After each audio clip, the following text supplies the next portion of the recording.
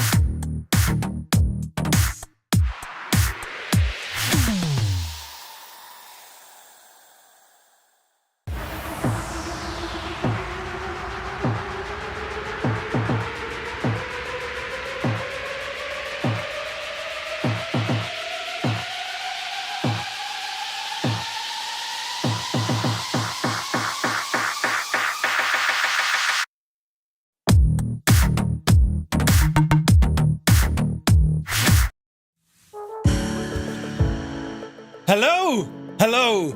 It's me, Table Crooked. And hello, you're all very welcome to Wednesday, the middle of the week, the halftime show, the midweek shuffle. It's time for the news, friends, and you're very welcome in. I've no news at all. I've nothing to talk about. Nothing that right. Tonight, friends, we catch up with this week's Flight Sim news. Yes, we do. And I've an eyelash in my eye. And what else are we doing? Oh, yeah. No, don't messing now, right? I'm very... It's grand. Totally fine. We're checking out an add-on, kinda. It's called EYEVIONICS. I just saw it. I was like, oh, that looks interesting. So I bought it and installed it. So I'll show you what it's kind of... Well, you're going to learn with me. Or maybe I'll learn with you. Come on. Right? You're going a bit mad there. Whoa now, right. Then, friends, we're going to be checking out a new release from Parallel 42, Circle B Ranch. It was released a couple of weeks ago, but I never got the chance to check it out, you see? So we're going to check it out. And while we're checking it out, we're going to be looking into Volanta. They just gave it... Yeah, baby! Jesus! They gave a brand new... Why can't things be calm? They gave a nice new update to the Volanta package. And then, friends, we're going to dabble in a little bit of Navigraph as we go through some kind of tutorial stuff. Maybe there's bits of Navigraph you haven't used before or you're unsure how to get some stuff working, but we're going to have an now look at it. Do you know? So the last couple of days with me, I stayed in my room. I did nothing. Right? Unplugged myself from electricity and the internet and didn't do anything at all. But here we are, we're back. And exciting. All I can say is this, right? Next week is a big week. Next Friday night, not this Friday coming, but the Friday after. Clear your schedule. Just clear it and make sure you're here, right? Friggin' here, over there. Do you know? Move the cushion. Make sure you're there, right? It's important. Am I getting lightning? Did you just see? Anyway, so yes, you're all very welcome in. Hope you guys have had a great last few days. I haven't seen you since Friday after our Comanche flight. And, well, there was all sorts of happening flyage over the weekend with Ali. I think, who else did I see streaming it there at one stage? I think Harriet is still away in her Holliers. And nothing happened on Monday, nothing happened on Tuesday, and we're back into the swing of it now. Tonight, of course, we have the news. Then this coming Friday, we have a group flight in the DC-6. Really looking forward to that. It is a beautiful aircraft. So hopefully the buttons are working. I haven't made too much of a mess, right? And let's see what happens, shall we? Making sure there's nothing that shouldn't be in the way, right? But anyway. Can I do the refund? It's the amount of buttons being pressed. You need to calm it down, lads, right? Ali's doing a 10-hour Saturday.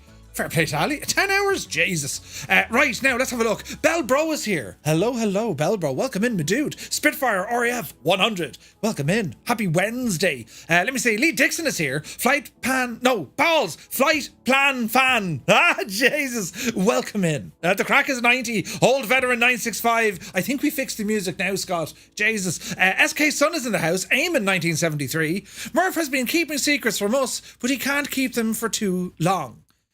What are you talking about? Who? Vacuum is here. Good to see you. Mick Ham, welcome aboard. Super Typhon is here. Mostly lurking. It's okay, Super Ty. Lurkage is welcome. Right, now what's this? Lead Ballooner, good evening. Old Veteran says, I think that the crack is that he has been gone for so long that his computer has forgotten the way he streams.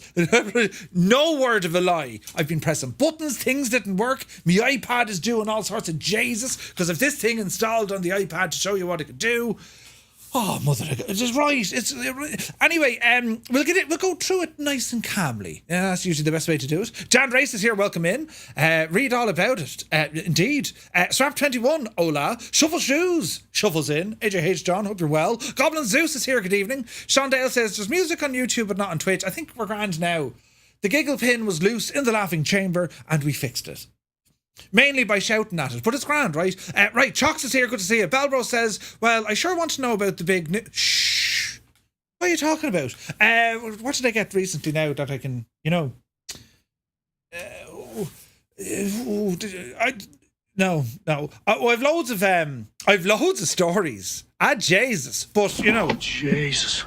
Yeah, we can't talk about that just yet. But anyway, Cy Murray is here. Good to see you, my guy. Willow How Much is here. Welcome aboard. Hemmingbird says, I managed to weigh a rainbow today. It turns out they're pretty light. They are pretty... What was the colours of a rainbow? Wasn't there like someone's name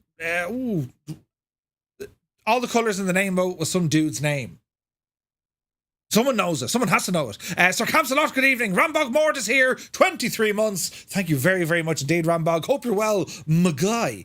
Bill Barrett is here. Welcome in. Retriever Neil, good evening, everyone. Happy Wednesday. It's all downhill to the weekend now, right? So I left my bedroom, at 11 o'clock this morning. Well, I actually started off leaving my bedroom at 11 o'clock yesterday morning. And I got out of my bedroom at about 11 o'clock this morning. Yeah, and I've been on the go ever since, and into the office and everything. So, I'm room lagged, right? But I'll be grand. Don't worry about it, lads. I've been having coffee. Yes, lots and lots of coffee. Martin from Kerry Aviation is here. 24 months. Thank you very, very much indeed, Martin. Guys, if you haven't, what's wrong?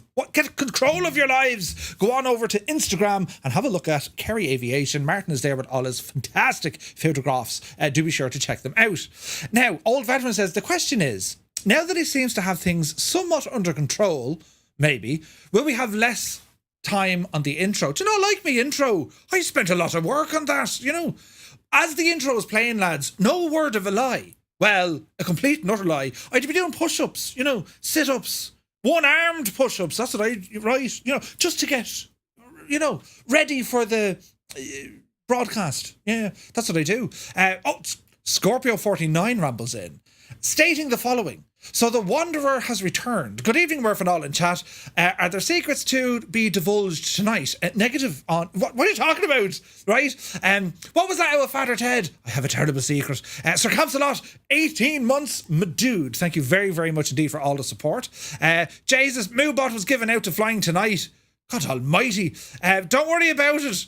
Flying tonight, the bots are mad, right? They'll take over. Right, where are we at now? Scary Wolf, welcome in. Stick Figure is here. Sidious, welcome aboard. Robert J56, welcome in. Soaring AJH, man. If you listen carefully, you can hear buttons being pressed furiously. Oh, Jesus, I'm pressing buttons on my camera. I forgot I had a pedal. The pedal's here beneath me. It's grand. And my lights are gone bananas. But yes, you're very welcome in. Now, we're over here. Buttons, lads, buttons. Yeah, test pilot. The actual buttons were being pressed. It wasn't working. Sir Camsalot, welcome aboard, man. Hope you're keeping very well. Vince C is here. Willow, how much? A little late. Just shows the jet lag affects us all. Room lag. Yeah, indeed. Told you about buttons, right? Gibbo Ireland is here. Sure, how are you, Gibbo? It's all panic. Gibbo, did that happen over the last bit? Nothing, Murph. Yeah, that's the spirit. I don't even know what's happening right now. Rookie Pilot, welcome aboard. Now let me see. I can hear Guinness being poured. Now when you hear a pint being poured, that's the sound an angel. Oh my gosh! Wings. You're alive. Yes. Wow. Yes. I was in my room for the last several days. Did you know Sarcasm. Awesome. It was our wedding anniversary the weekend, and I was in my room. Huh? Right. So, Jesus. I wonder if it came up with some sort of a letter. Dear... Oh, Jesus. How would you... Dear. Brilliant! Dear... Or dearest... No, wait. Dear. I don't like saying sorry. You can't start a letter off saying you're sorry. Do you know?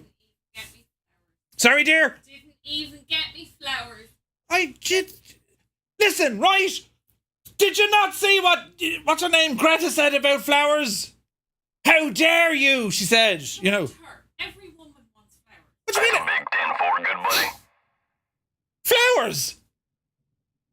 The cat would eat the flowers.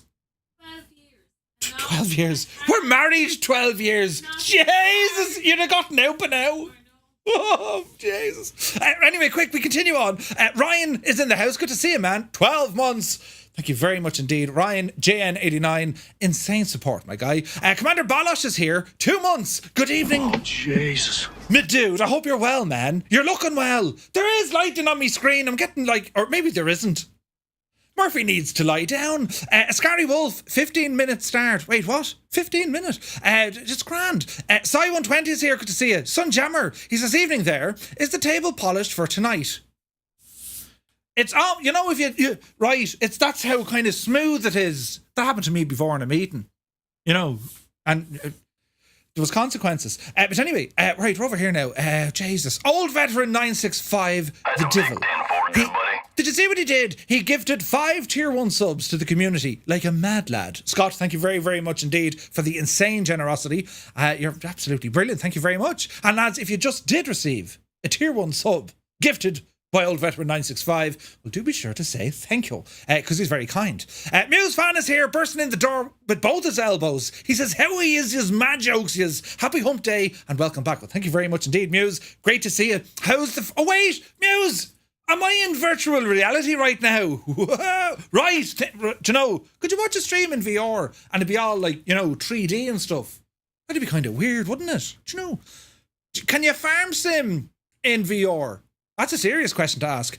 Right, now, Jesus, Kaharia is watching things from her tent. Oh, yeah, she's on holidays. She is. Naughty Gnome is here 6 months in advance. Jesus, Naughty Gnome, that's optimistic. God, no pressure now. Thank you very, very much indeed. 45 months subscribed to the channel. Thank you very, very much indeed, Naughty Gnome. You absolute legend. Then Test Pilot immediately put in a refund. Wait, what? Ali's doing a 10-hour on Saturday. Aha. Naughty Gnome says, stop by to say hi. Well, hi. Good to see you, man. Energizer, he says, evening Murph, can't possibly imagine what could be on for next week. Yeah, it's a live hot tub stream. No, it's not. There's a live stream and it will be hot. And I'll have a tub of something. But yes, next week it'll be a mad week. Zybok Doc is here. Good to see you, man. Top of the morning, says Oz Nomad. Top of the morning to you. Gibbo's like, come on now, Murph. We all know the big news is that you're getting a new Tesla. Jesus. Do you know the way you'd be in your room, right? And you'd be, oh, look, magazines, right? Teslas. Jesus. Didn't see too many now in my room. But, you know, they're all the rage, you know. Eamon says, Microsoft would never give an Egypt like Murph. Not at all. Not what? Who? Not what? Mr. Dan is here. Good to see you. Next Friday is Market Garden, yes? No, next Sunday. Next Sunday, we're doing Market Garden. It's on a Sunday night, or Sunday day, yes. That's the plan, anyway. Now, I nearly lost my chat. I found it here, though. 2 dogs, good to see you. Brilliant. Right, Helric, good evening, Murph and gang. I've just got in the nick of time. I hope everyone is well and having a good week. Indeed, and we are. You're very welcome aboard. Lee Dixon says, next Friday, trip around B&Q for a new kitchen. Stream gets to choose the door handles. Brilliant. Could you imagine, though? We'll do that later on in life. You know, painting and decorating with Murph. And I'll get you to, like, pick out things. You know, they'll have to be approved by the... What's this word? What did Gibbo use? The lady commander. Oh, wait, no, the lady boss. Brilliant. The lady boss. Love it. Right, now, new can of polish. I've 2 here. Josh is in the house. Good to see you, man. He goes, I made a mistake. I am forcing myself to learn a new plane. Well, several new planes. The E-Jets 170 to 195. And I still have issues getting the engine started. Oh, be the Jesus. Well, let us know if you're stuck. We'll try and help you out there now. Mr. Dan, correct and right. Eamon, a Microsoft... No. Wait, what? What are you talking about? The big news is the kitchen has been ordered. Yes, yeah. Strap 21, you win a prize, and that prize is continuation of me saying you're brilliant. Strap is brilliant. Did I ever tell you how brilliant Strap 21 is? Roy G. Biv. The rainbow. Red, orange, yellow, green, blue, indigo, and violet.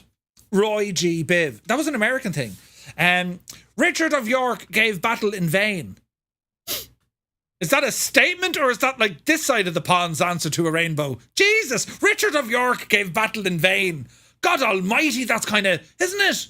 That's all sorts of, throw down your shield and, you know, chainmail. Right? No, we just want a rainbow, please. Richard of York gave battle in vain. God almighty, that's powerful. Well done, Muse. Right, now, we're over here. Sunjammer said the same. God, you all had the same. Vasco from msfsaddons.com is in the house. Great to see you, Vasco. Hope you're keeping very well. And we're going to be checking out some of your news stories this evening. Larry is in the house. The forgetful Larry, that is. He says, Jesus, Murph, you're back. I'm back. Did I have a nice... yes, the room was lovely. You're very welcome in. Pushing away from the desk while sitting is not a push-up. Come on, it is. It is if you're on carpet, Scott. You know what I mean? friction, right? I mean, that's what it's all about. Murph has had a caffeine shock, right? Daza T. Arab is here. Good to see you, Daza. How is she cutting? Visible colours, wavelength around 400 to 800 nanometers. Huh? Oh, what? Jesus, Goblin Zeus, I'm lost. Is that rainbows? All I can say is Pomorphio's nose is getting bigger. It's a grand looking nose, isn't it? The angle, you know. Hang on. Right, do you know, it's a very kind of pronounced nose. I can move it, look. Wait, I can do the nostrils thing. Yeah, okay, well, there wasn't much news, to be fair, right? I mean, right, we're going to start off moving me nostril. PH Roy is here. He says, Murph and chat, how are you? I know it sounds maybe whining, but today we received the most terrifying news that my mother's cancer went very bad. It is between days and a max couple of months. Ah, dude, that's devastating. Roy, thinking of you, my dude. And that's the thing, lads, right? And it's not to bring everyone down. Everyone at any stage or every stage of their life, but we all have stuff to deal with, don't we? Good, bad, or indifferent. But I suppose the important thing to say there, anyone who has and I mean this in the nicest possible way, but anyone that has to deal with the shit that life throws at you, well, talk to us. Do you know what I mean? We mightn't be able to fix things. And I don't want to say we won't make it worse, because, well, if you talk to me, there's a good chance I'll make it worse. But we've a full community here of people, and do you know what I mean? Nice bunch of people, and it's good to talk. It feels good to talk. Do you know what I mean? So Roy, thinking of you, my dude, and hang on in there, man. Helric says, did you break any legs? No, I didn't. He says, I haven't done a medical flight for you in ages. Soon, right? Soon. FireFly Air is here. Good to see you, man. You like my intro? See? People appreciate the introduction of the intro. FireFly Air, you're back in the will. Well, thank you very much. Right, Devil Fly is here. He says, howdy y'all from Southern California. What's the weather like over there? Jesus. Was the room a new kitchen? No. Memphis Ton is in the house. Good to see you, man. 27 months. Hello there. Hello there. Thank you very, very much indeed for all the support, man. Even I turned down a big event to be around as for the anniversary this year. You have some learning to do. Shh. Oh, Jesus. Listen, Scott, right? I have much to learn. You will teach me, no doubt. But yes, that's the second one I missed. Where was I last year? I better not ask her. I missed last year as well. Shocking bad. And this is how the show ended, right? Viper Strike is here. It's good to see you. He flew the 737 in Southeast Asia from Kuala Lumpur to Phuket over to Bangkok. Jesus. Phuket to Bangkok from Kuala Lumpur. Jesus, that was very nice, wasn't it? Scorpio says, so Murph's not sorry he missed the important wedding anniversary. There may not be a 13th. Aviator, Apollo, you're very welcome in. Charlie67 has subscribed. 9 months with Prime. Thank you very, very much indeed, Charlie. You're looking well. I hope all is well in the realm. So we can't have a cheeky bit of information. Not at all. Just not kind to Murphy. No. Right, Retriever Neil says, 12 years. Think about it being... Wait. Married 29 years, Retriever Neil? Jesus. The table's what... hang on. The table is polished with beeswax. No. Except no imitations. Oh, it is beeswax! Bloody hell, it is! Think of the poor bees. Oh, Christ, I'm after breaking that. Get in there. The drawers are fine, lads. Thanks for asking. Right now. No, I'm still trying to set it up, says Musefan. Brilliant. Dude, you need to tell me all about that Pimax. Murph's anniversary card for the missus. Dear Mrs. Two-Tone, unfortunately, I've been a naughty boy, so I've been confined to the bedroom. Very good. Hot tub streams, so he'll be dreaming about this. Right, do you know, paparazzi is here. Thanks for the introduction. No, what's the word? What's the word? Distraction. No, wait. Yeah, no, it is. What's that word?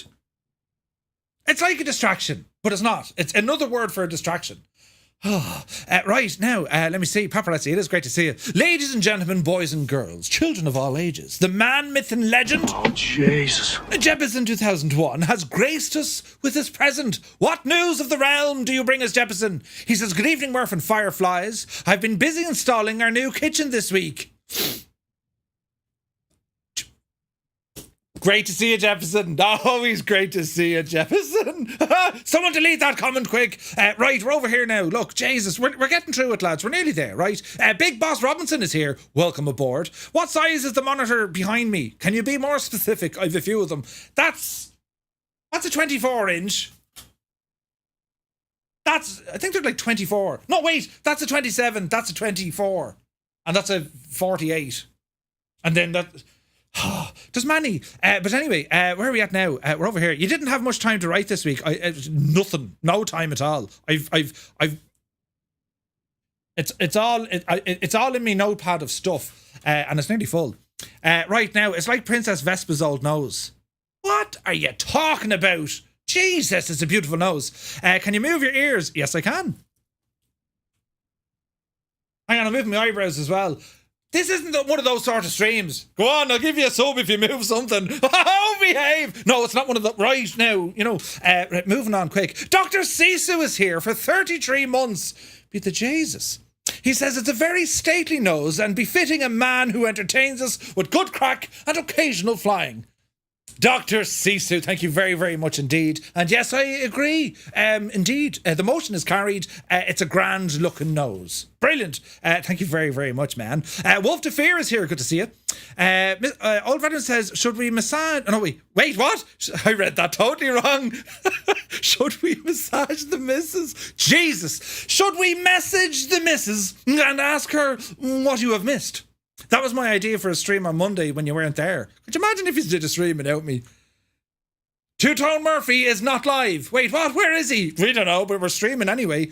Could you imagine the crack? The wedding of Mr. Two-Tone and Mrs. Two-Tone. Yeah, you don't want to be missing too many of them. I moonwalked at me wedding, or on me wedding. In me wedding. No, at me wedding. I learned how to do a moonwalk. There was no splinters. Right, now we're over here again. Just so as long as you don't... Jesus. Just so long as you don't Bangkok on landing. Jesus. That's taking a terrible... right, moving on now, quick. Right, we're over here now. How many hours behind Ireland is... What? The room. Oh, Jesus, several. Right, we'll come over to this screen now. This is important. Let me see now. White Chat is from Poland. You're very welcome in. Hello, from Tipperary. Frankenstein is here. It's good to see you, man. Mr. Anderson, hello. Mrs. TPHI17 is here. Marty rambles aboard. And why can yes? Well, you're all very welcome in. Brilliant. Welcome in. Right, lads. So, Mrs. Scorpio says, Mr. Scorpio and I have been married for over 52 years, and I've never missed an anniversary. Yeah, well, I didn't miss it. I just wasn't present for it, right? I didn't forget it, right? That would be like that'd be awful, I nearly did, but I didn't. But anyway, right, we'll go over to this other screen here now, and we'll get the show on the road. How's that for the planation? Sometimes it works and sometimes it doesn't. Right, come over here now. Should be the Jesus. Then how are you? And you join us here now in the sim.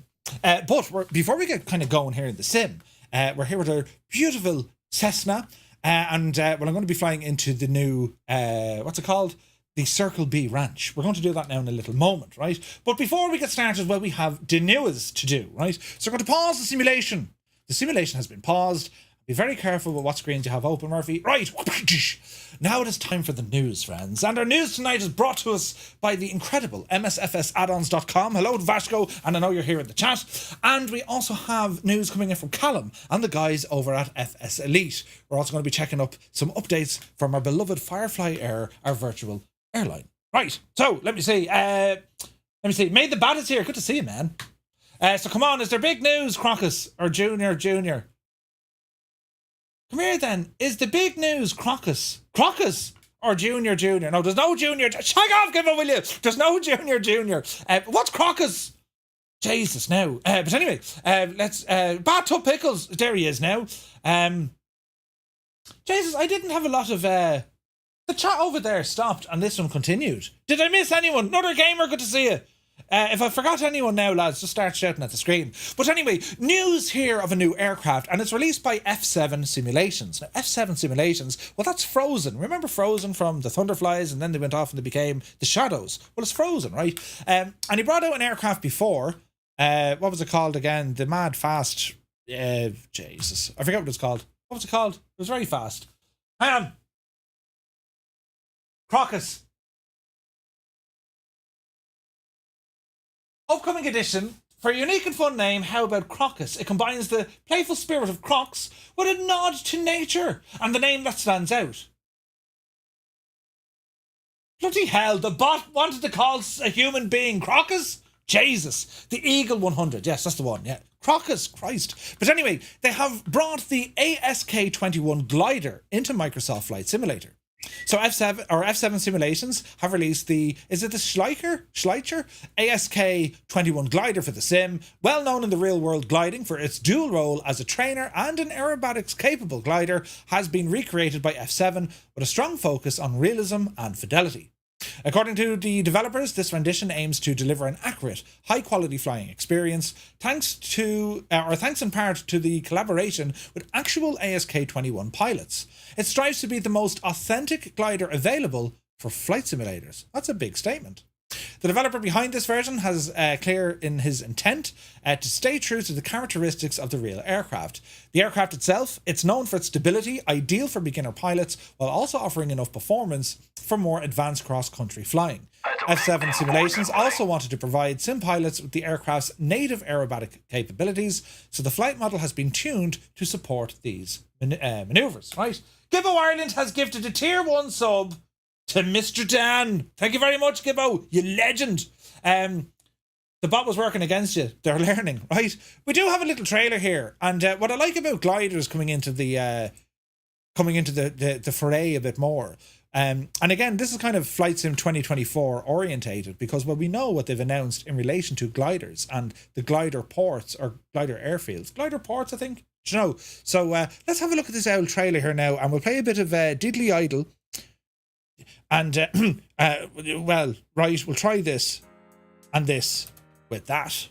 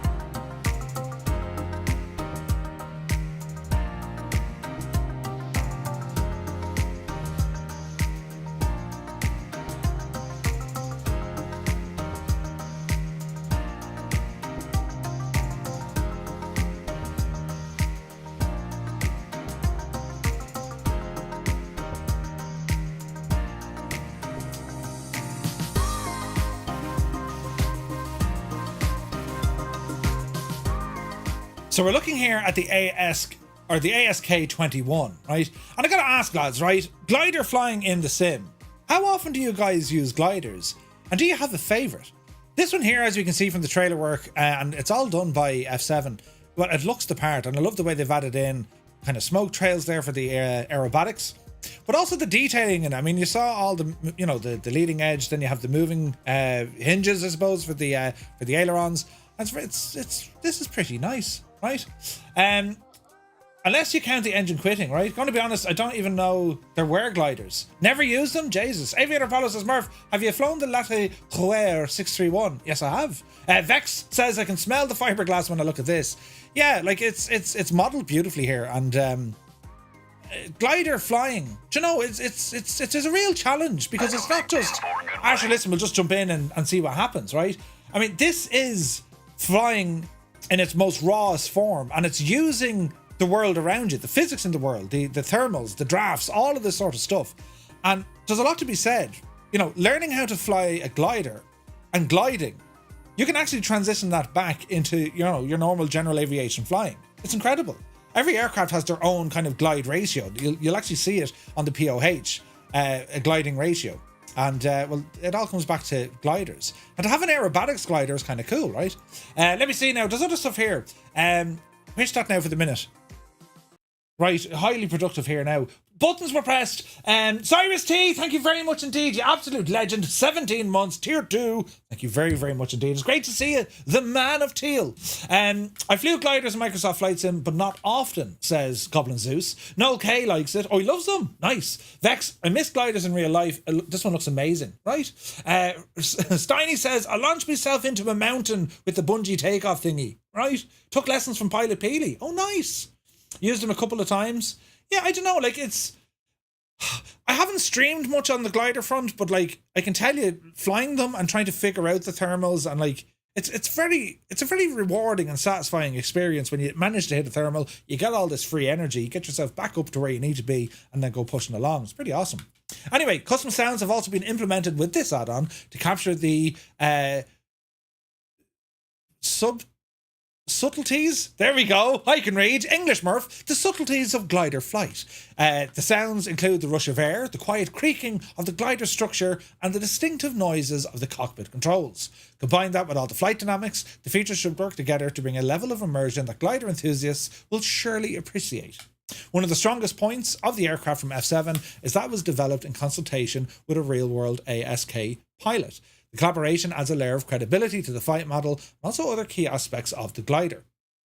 The features: it has 3 different panel layouts, custom sound set, 6 liveries, realistic flight model, custom barometer, wingtip smoke, which is also visible in a multiplayer setup, aerobatic variant, and fully animated and clickable. Working canopy, detailed manual, and a paint kit with a Blender 3D file.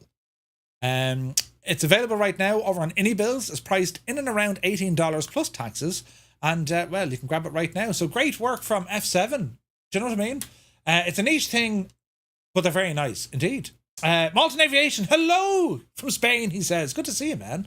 Thought that said subtitles. So did I, Mr. Don. That's why I paused. But yeah, great news for glider pilots. It looks beautiful.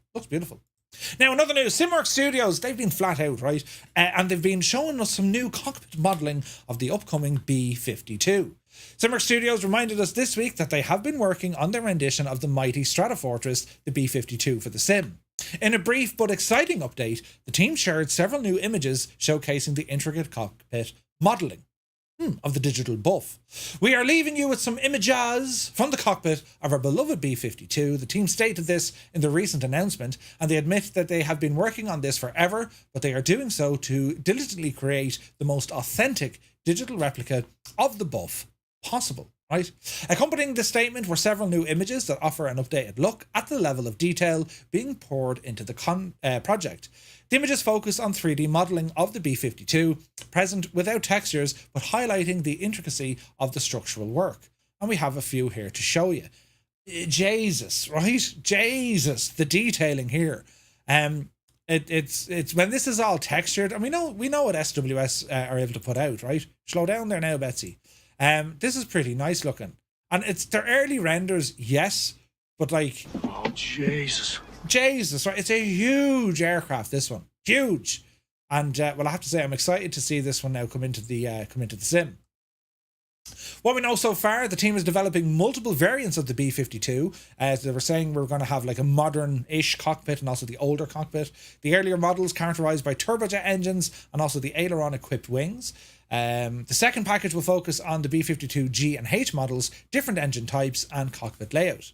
The project aims to recreate historical variants, including NASA's Balls 8 and the B-52 known as Diamond Lil. Different cockpit layouts: an old layout featuring a larger rear cockpit and a new layout with a smaller space and significant changes in crew positioning.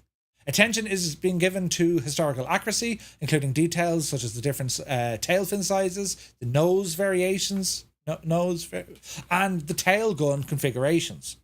The project will cover the B-52's evolution from 1959 all the way through to the early 90s. It includes pre- and post-EVS, that's the electro-optical viewing system variant, and more. It's a great looking shot there. Look at the canopy of like the glare shield. See the way, like, isn't it mad looking?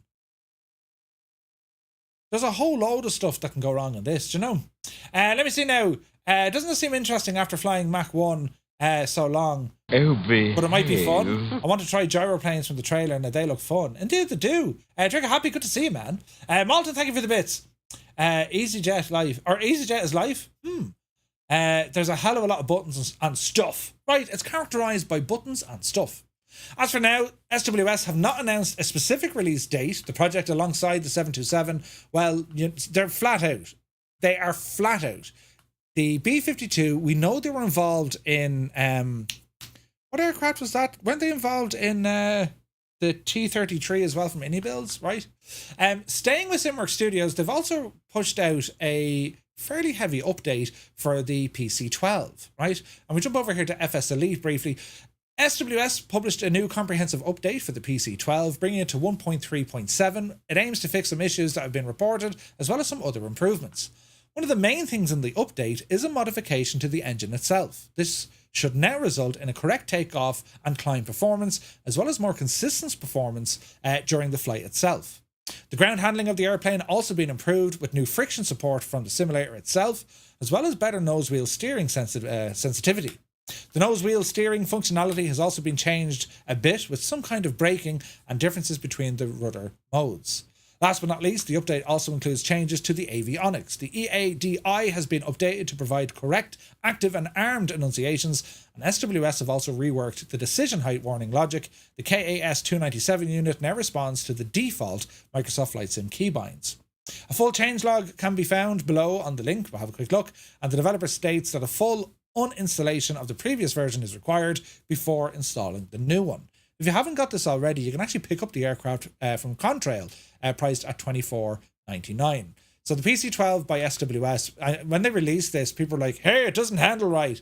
And real world pilots were like, yeah, no, that's how it handles. Because the ailerons are buffed in with they're all connected with the rudder. It's pretty cool. I haven't flown this in a while. I need to do a flight in this. We must check if we can get some flyage done, right? The funniest tail number. And that's a real world tail number. I kid you not. You gotta love it, right? Pilatus. So remove the chocks in red from the hangar due to MS request. Cap some of the holes in the cockpit walls. Fix normal map. Change decision height. Fix popping overhead circuit breaker. Corrected bugs in the yaw damper. 2. Gain yaw damper settings. Increase yaw damper response. Loads of little fixes. Right? I would be into gliders if we had paragliding. Yeah. Hey, team is here. Good to see you. It's all happening now. Yeah, it's the tail number. Oscar Hotel, Foxtrot Uniform Kilo. Absolutely hilarious. So didn't someone track that flying in Ireland there not so long ago? Mad, right? Mr. Anderson says it's a very underrated aircraft. It is, and it's nestled between some very steep competition. Very steep. But it's a remarkable airplane, and SWS did a fantastic job on this. Absolutely brilliant, right? How would you say that without the NATO letters? Oh, Fook. Brilliant. I saw a real world photo of that. Yeah, it's brilliant, isn't it? Brilliant. Hey, Briggsy's here. Good to see you. Right, so moving on. iFly with their 737 MAX 8 enters paint shop as liveries teased from Microsoft Flight Simulator. Anticipation continues to build for the upcoming 737 MAX 8 for Microsoft Flight Sim. Flight 1 have started to preview liveries of the twin jet bird. Over on the Discord channel, the team have released a number of external previews of real-world airline liveries and have also teased a couple of more cockpit shots. Furthermore, the team have confirmed that the aircraft will not be releasing on Xbox initially, explaining because of the advanced systems and due to the limitations of running Windows applications on Xbox. At this point, we can only release the product for PC editions. Ooh, that's interesting. So look at this, right? Some of the liveries. 737 MAX from iFly. This looks terribly nice. There's a TUI. There's a lot. We've an absolute heap of them here.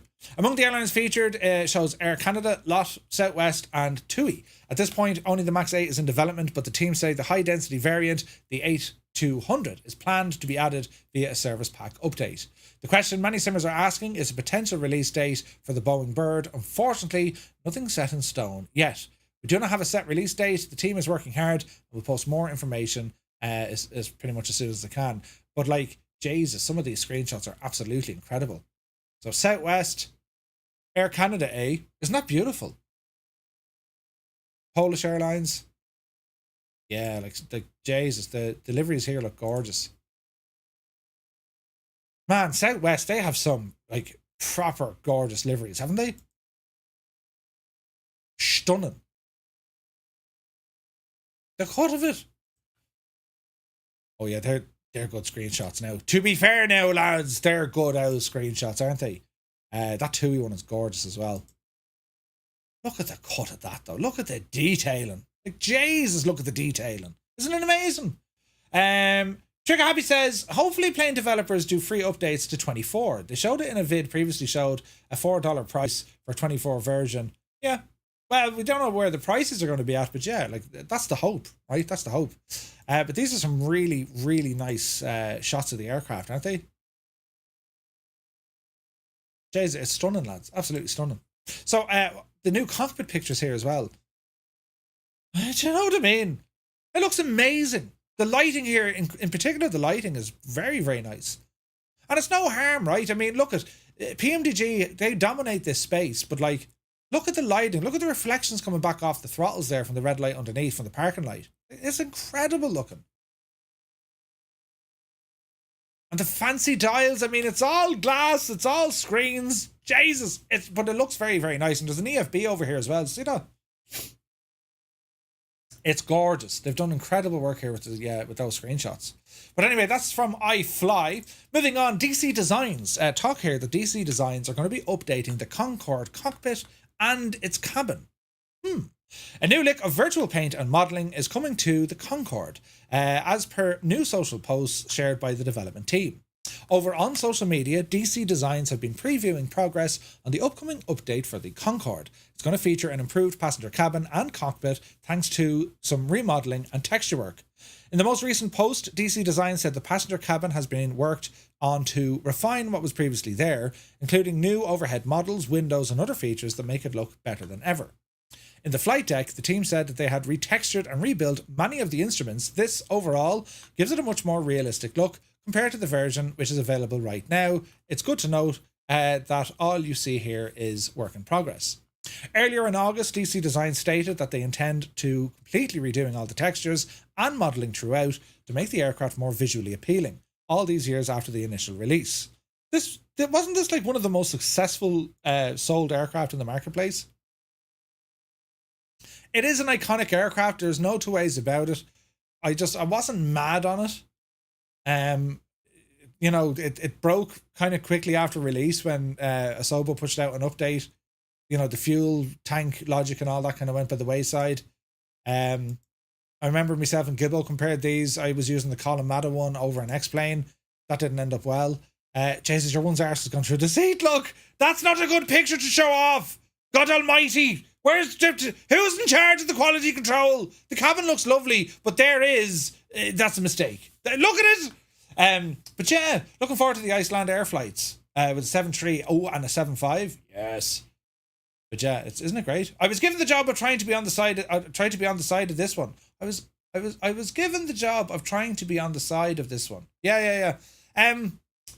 Is it JLo? Jesus. You don't put a screenshot like that in there. That's instantly... Well, we're all talking about... Well, I'm talking about it. And moving on. Oh, there's nothing else. That's all of them. Right, okay. No news yet, but they are working on it. Other things here. They're talking about the Siva INS, for those wanting to use it, is going to be added. There's also new custom visual effects coming, along with the potential for the afterburner effects. Ooh. Let's wait and see when that comes out, right? Moving on. Drzewiecki Design. Try and say that fast 10 times backwards. They have released Poland's Warsaw Chopin Airport for the sim. And, this developer, huge quality. They're back with a new edition of its vast collection of scenery and airports for the sim. This time, the Polish developer focuses on their home turf, releasing Poland's main international airport, Warsaw Chopin Airport, located in the country's capital. The new release once again showcases the developer's attention to detail and capability to create high-quality scenery. We've seen it at Renton, Painfield, or even Newark, and must definitely have an idea of what to expect. Highly detailed, up-to-date model of Poland's largest and busiest airport, FPS-friendly design with epic night textures, dynamic lighting and PBR materials, performance-optimized interior model for the terminal buildings, advanced night lighting, custom animations, 3D people, and ambient sounds. They've added a ton of them, right? Now, let's have a look at this. Good man, Gibbo! Jesus, you absolute ledge. I'm only seeing this now, Gibbo. You're an absolute ledge. Where's that button now? Right. So yeah, it's fully compatible with GSX Pro, seamless integration with the Warsaw landmarks. Ooh. It handles nearly 40% of Poland's air passenger traffic, has a rich history dating back to 1934. The new scenery hopes to accurately represent the airport's evolution, including the 2 crossing runways, modern terminal facilities, and a cargo terminal. It's available right now. You can pick it up over on Contrail or Sim Market, priced in and around €20, maybe a little bit more. But yeah.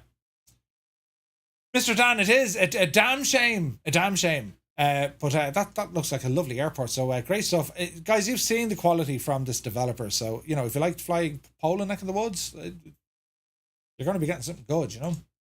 Burning Blue Designs. Love Burning Blue. These guys are previewing North Weald Airfield. And a new couple of previews have been released for North Weald Airfield, Echo Golf Sierra X-Ray, located in Epping over by Essex neck of the woods. Originally used as a base for the Royal Flying Corps, following the war it is now used for various purposes including civilian aviation as well as emergency services training. The new previews shared over on Facebook showcase the work the team have done to recreate the UK airfield. So there are a couple of previews of what they're working on next. Hopefully we'll get our hands on this in a little while. Lads, you need to add Skodas. Oh look, they got a C-47 there. Pretty. What's the chopper? Is that an AW139? Jeez, it looks the job, doesn't it? Doesn't it look lovely? And a Hurricane as well. Man, that's really, really nice.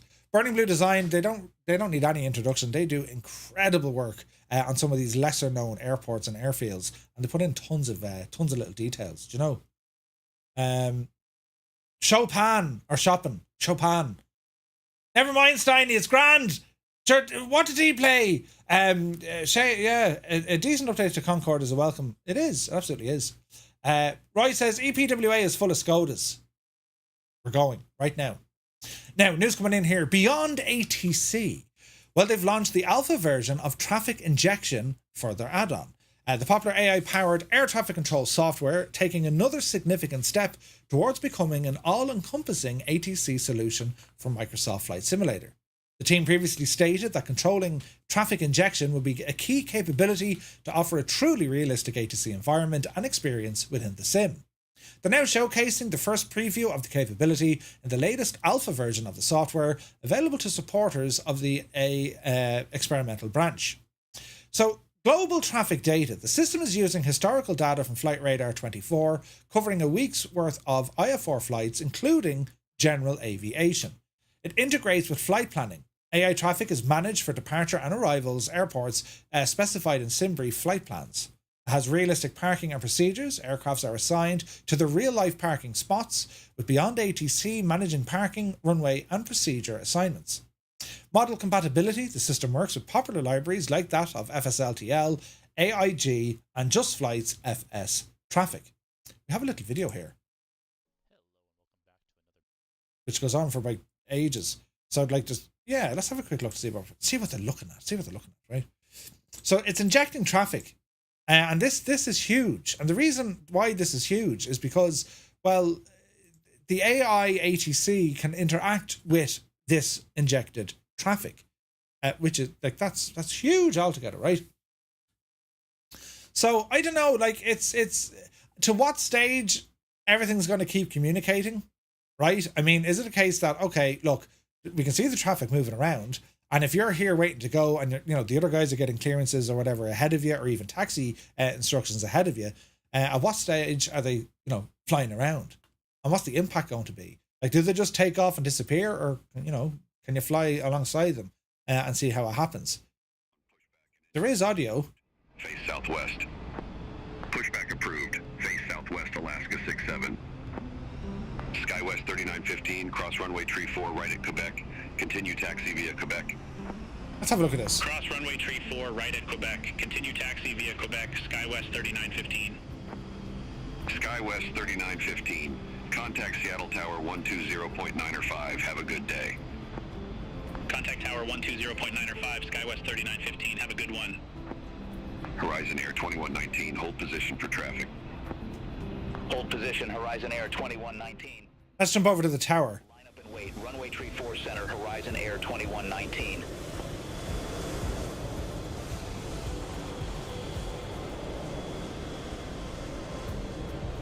Seattle Tower, Horizon Air 2160, visual runway tree 4 right. Horizon Air 2160, Seattle Tower, wind tree 20 at 15, runway tree 4 right, cleared to land. Runway tree 4 right, cleared to land. Horizon Air 2160.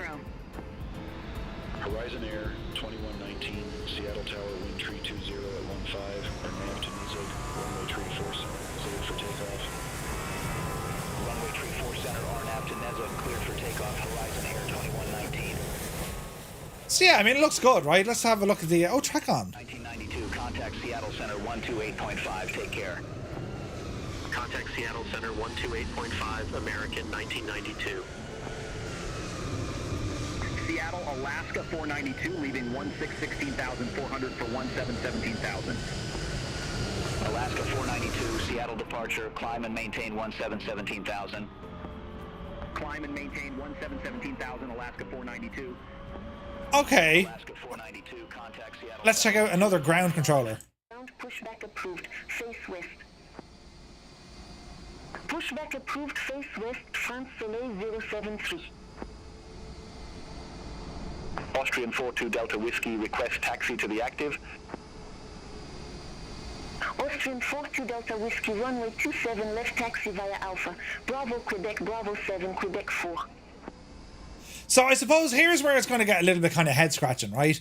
Some of the procedures may not match exactly that of the real world, and the same with some of the radio telephony. There's always going to be a couple of things. Real world. VATSIM controllers are going to be looking at this going, oh God, right, as Adam jumps in and he just says, oh God, brilliant. McShiggity Pilot is here, good to see you. But it's cool to see that this is now happening. Beyond ATC, I mean, look, that was announced first, right? Going back to the early days of what AI can actually do. And their pricing is very different. I mean, they've gone about this a totally different way. So the idea here is, look, they have the ATC, right? They have the AI ATC. You can talk and, you know, get instructions, read back and so forth. And now they're working on their traffic injection. It's going to start putting aircraft into the gadget itself. That's pretty cool. And it's using Flight Radar 24 to track everything, which is super cool. So you get to interact and, you know what I mean, doing all the stuff. And you can see it knows other aircraft. I mean, the aircraft were like, okay, I better wait here. There's something coming in. Now, it's an alpha. It's going to be rough and ready. But it's good to see that they're working on it, right? Current limitations, it is alpha. So users should anticipate potential issues, aircraft behavior quirks, occasional crashes, and incomplete feature implementation. It's an alpha. What do we expect? But yes, that's kind of it. Epic Fool is here. Good to see you, man. Now, say intentions, we had a look at this last week, but the reason why I'm bringing this up again, well, it's important, right? Now, say intentions, the other AI ATC provider. Where did I have this gadget now? 1 second now, lads. I had it hidden away here. Jesus. Where in the name of God did I put it? Hang on now. Jesus, how many Discord channels do you need, Murphy? Bloody hell. We know about Copilot, right? We tested this out in the stream last week. And I gotta say, it was a lot of fun, right? Because not only did the divils do a divil, well, friends, they were able to inject stuff in. But let me just go over to their Discord here for a minute. We checked out Copilot last week, but this came out earlier on, friends, right? Say intentions 521, hold short 25 right, you're number 4 for departure. I'll play that again in case you didn't hear it. Say intentions 521, hold short 25 right, you're number 4 for departure. Number 4 for departure, right? So, what's it now? Bring this fella down here for a minute. This came out earlier on, this morning at 0636. And this is saying intentions. And this is looking at traffic. And not only that, but the sound clip you've just heard, well, that was given an instruction to someone to say that they are number 4. 1, 2, 3, 4. So, let's talk traffic. This is hot off the shelf. Brian has just said this moments ago. We're getting a lot of questions about traffic lately, so I wanted to take a minute to address this officially, he says. This is literally only after happening. DeBlaze, good to see you. Epic Fool's Day has been ruined by his sim resetting all of the settings. Ah, Jesus. Have you resetted all your settings, keybinds and everything, Epic? Jesus. There seems to be a common belief that one day everyone is going to wake up to a traffic announcement and it will be done. There are two issues with it. One, most people's expectation of what traffic means are well beyond the capabilities of Microsoft Flight Sim, and most likely beyond Microsoft Flight Sim 2024 can do as well. Interesting. Additionally, many of the expectations around traffic are also expansive, that they exceed what could be realistically offered at the price we charge. 2. Traffic. Traffic isn't something that will suddenly appear overnight. Our approach focuses on steady progress, with features being released one small step at a time over many months. These improvements will happen so gradually that most won't even notice, but like everything else we do, they will continually evolve and improve over time. It'll never be done, it'll just keep getting better as we grow into whatever current technology allows us to take advantage of. We're excited to share that the first elements of this are already live. Rather than making a big announcement, we want users to naturally discover these enhancements as they enjoy a smoother, more immersive experience. Expect to see daily updates bringing small, incremental improvements, many so subtle they may go unnoticed. We're committed to delivering quality that enhances rather than detracts from your simming experience. If it doesn't make things feel more lifelike, we're not going to do it. If it makes things feel robotic, we're not going to do it. If it requires a price increase to do it right, we're not going to do it. We've all seen what happens when things are overpromised and underdelivered. We will never be that. In short, the evolution of traffic has already begun and you might notice it on your next flight. And of course, this is just the beginning. It's only going to get better, so stay tuned for more surprises from ATC, and you may already be experiencing some. That's kind of it, right? Interesting. Trigger Happy says, to be honest, I'm more excited to drive the Juice Goose around to see how good the new map is from the ground and to see how much land uses 1 meter DEM. Interesting. Even beyond huge companies such as Lockheed Martin and other ATC providers, I would agree. It's huge. Absolutely huge. But like, they're saying intentions. I mean, they know about traffic. They've released these screenshots. There was Brian. He had 3 other aircraft in front of him. And the sound snippet that you heard was their software saying you're number 4 in a queue. Are they using real world traffic? Are they just generating their own? I don't know. But, you know, what one is working on, well, the other is clearly working on it as well. So that's kind of interesting, isn't it? So, where is my gadget? It was over here, look. And this is the sound snippet. Say intentions 521, hold short 25 right. Right, so it's all good and the all good. So yeah, as I said, they're Copilot add-on, if you like, Copilot. And what I like about Say Intentions, it's, I don't know, lads, it's a subscription. You're paying monthly for it, and you can't really do much about that. And they did say the price is coming down eventually, and they are adding a lot of features. But here you will have already, because we've done it, right? I mean, you're in your plane, you can now talk to your Copilot and say, hey, will you look after the radios? Yeah, sure, I got them. And he'll do your clearance, he'll do the whole lot. He will give you the whole lot, right? And you can listen in and learn from them. But you also have a cabin crew now. And like, you can say to your cabin crew, hey, prepare for departure, you know, conduct your safety briefing. And they've figured it out and they know what to do. It's getting very, very immersive. And where I see these things absolutely being essential is where you have the gaps in ATC coverage in the sim. This is where the likes of Say Intentions or Beyond ATC, that's where these guys come in. Because you can do your flight on sim brief, file it with VATSIM, and you're in an uncontrolled area. You're on Unicom. There's no reason why you can't use Say Intentions. And then when you do hear the beepity beepity beep, well then suddenly you can shut down Say Intentions or Beyond ATC and you continue on with your VATSIM controller. And that's what these things are going to be bringing. So, you know, the idea being you're going to have full ATC coverage worldwide. That's kind of cool, right? It's brilliant. To what degree and to what kind of quality, it's going to vary, sure. But that's where I see these things not necessarily taking over. I see them as a great learning aid, or, you know, dip your toes into it to kind of break the anxiety of having to deal with ATC, right? That's the speaking element, push to talk. All this helps. It's not going to shout at you, right? And then plan maybe after a little bit of time, plan some flights that you're either going to depart under a VATSIM controller and then just over to Unicom, and then you can listen into say intentions. If it's Unicom all the way, you just got to announce what you're doing on VATSIM. If you're going to do that, by the way, just make sure you have a different button set as your push to talk. Because if you transmit the one button, well, you're going to speak on VATSIM and on the ATC from say intentions or beyond ATC. So just you got to watch that, right? Trigger Happy, you take care, my dude. But listen, the co-pilot stuff is there, and if you want to have a look back on last week's video, we messed around with this. It was a lot of fun, and they have Cartman as a voice. I want to have what's his name, Quagmire.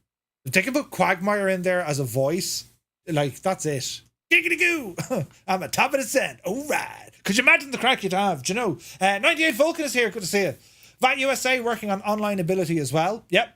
That's very true. So VAT USA have I don't think they'll give you altitudes though, Scott, will they? Or maybe they do. You know, they kind of, you're given a squawk number kind of automatically, so they kind of know who and what you are before you get into their airspace. But yeah, it's AI is really coming along, lads. Now, we saw this announced a few weeks back, Virpil Controls. They've entered the flight simulator civilian market with an advanced flight yoke. This looks gorgeous, but I have some thoughts and opinions. Let's have a look. Virpil Controls, known for its high-end military flight sim hardware, was poised to enter the civilian flight sim market with an ambitious new product, the Advanced Flight Yoke. This move marks Virpil's first foray into general aviation and airliner simulation, aiming to cater to a broader range of simmers. After weeks of teasing, Virpil has finally unveiled their plans, previewing two distinct yoke styles. One design emulates that of a classic Boeing configuration, familiar to many flight sim enthusiasts, while the other draws the inspiration from Embraer's more modern approach, but it's also not a million miles off what you find on Concorde. True to the reputation for premium quality, Virpil aims to create the best yoke controller available to virtual pilots at an attainable price. Leveraging their expertise in metal construction, high-precision sensors, the company is targeting a retail price of about €500 for the Advanced Flight Yoke, positioning it as a high-end yet accessible option on the market. $500 for a yoke? The new product line promises to incorporate a wide range of adjustments, high-precision sensors and dedicated ecosystems with swappable yoke handles. In an unconventional move for an established hardware manufacturer, Virpil plans to launch the yoke through a Kickstarter campaign beginning on October 1st. Kickstarter backers will get the early bird pricing and access to an exclusive forum. This platform will enable supporters to contribute to ideas for the Virpil yoke and future general aviation controls. The company frames this approach as a community engagement strategy rather than a funding necessity. This is our first step into civilian aviation, and we want to work closely with the community. That's what they say, right? Here's my thoughts on it. I really, really like the Virpil hardware. I use it. I have a VPC Warbird base. I have the VPC Constellation Alpha joystick, and I'm using their, the Virpil, there's a name for the throttle gadget. I forget what it's called, but I use that as well. The big fancy throttle. And I love it. You just feel the quality. It's extremely robust, and so far never had an issue with it at all. CM3, that's the one, Gibbo. A CM3, right? Now, how do I share my phone here, lads? Didn't we do this before? Because I can actually show you what I'm looking at, if that makes sense. Can I do that? Hang on now. Let's see if this works now. Screen mirroring. Let's see if this works, right? Because I'm trying to do a bit of stuff here. So turn off screen mirroring here. That's off. That's on. So if I do Jesus. If I do that, yeah, I do that, right? Okay, hang on a second. So I'm screen mirroring now, and we turn on my camera. Right, now is this going to work? Will this work? Yeah, it kind of works. So you can see the screen down there, lads, yeah? Now I know it's not exactly massive, but you get the idea, right? So here's me Virpil shtick, right? And it's the absolute cat's pajamas, this thing. I absolutely love it, right? Do you know? Don't mock me. I haven't been here in a few days. There could be dust. But that's the shtick. And coming over here now, well, that's the throttle. And like this gear is incredibly robust. It's friggin' awesome, right? Like so much so, like some of the buttons here, you know, you can color code them when they're active. You know what I'm saying? So when you have something engaged, it'll show you the color to say, oh, Jesus, that's actually working. And then you also have profiles. So you can see the way everything's set to green, right? And that's using the green stuff. Well, I can move the stuff around, you know. Isn't that very good? Like, you have all these options when it comes to Virpil's equipment. And again, it's the same crack. It's showing you what works. And the sheer number of buttons and options that you have with this hardware, it's absolutely friggin' nuts, lads. Right? It's absolutely nuts. And I have to say, I love the Virpil hardware. I love it, right? It's brilliant. In saying that, turn off screen, turn off, stop mirroring. Yes. Put him away and turn that fella on. Addressing the decision, Virpil stated they're still working hard on force feedback to provide the best solution available. Because it says it doesn't have force feedback. So okay, here's a new yoke coming into the sim, and look, it's more than just a yoke, right? I mean, this thing has a ton of buttons. But here's the thing. These sort of yokes, right? These sort of yokes, they're still using the push-pull standard yoke system. Thrustmaster gave us something completely different with their Boeing yoke. It's using that kind of lever sensation. And anyone who I know that uses that bit of hardware, the Boeing yoke, they will tell you nothing else feels like it in terms of your flying. And I don't use it, right? I don't use that equipment. I don't know why. Thrustmaster, if you're watching, send me out the stuff and I'll use it, right? Because I use your pedals and they're deadly. But here we are with Virpil. And okay, it's the first foray into it. But like, I really think force feedback should be there. And because like, what else is the yoke going to offer you? Do you know what I mean? Like, it's $500, but like, it's a yoke. They're all kind of the same. Okay, they're going with the metal stuff. This is more comparable perhaps to maybe what Virtual Fly have brought out. You know, really high-end gear, but like, I don't know, 500 quid, like, do you know what I mean? What do you think, lads? I mean, is this something that you're looking at going, Jesus, I really want this? You know what I'm saying? Like, I even think here on this style of a yoke, even now, it looks like there's a bit of a clipboard thing there, but if there's not, why not? Why is that not on a little hinge? Or better yet, can they not put a mount there that'll hold a phone or an iPad?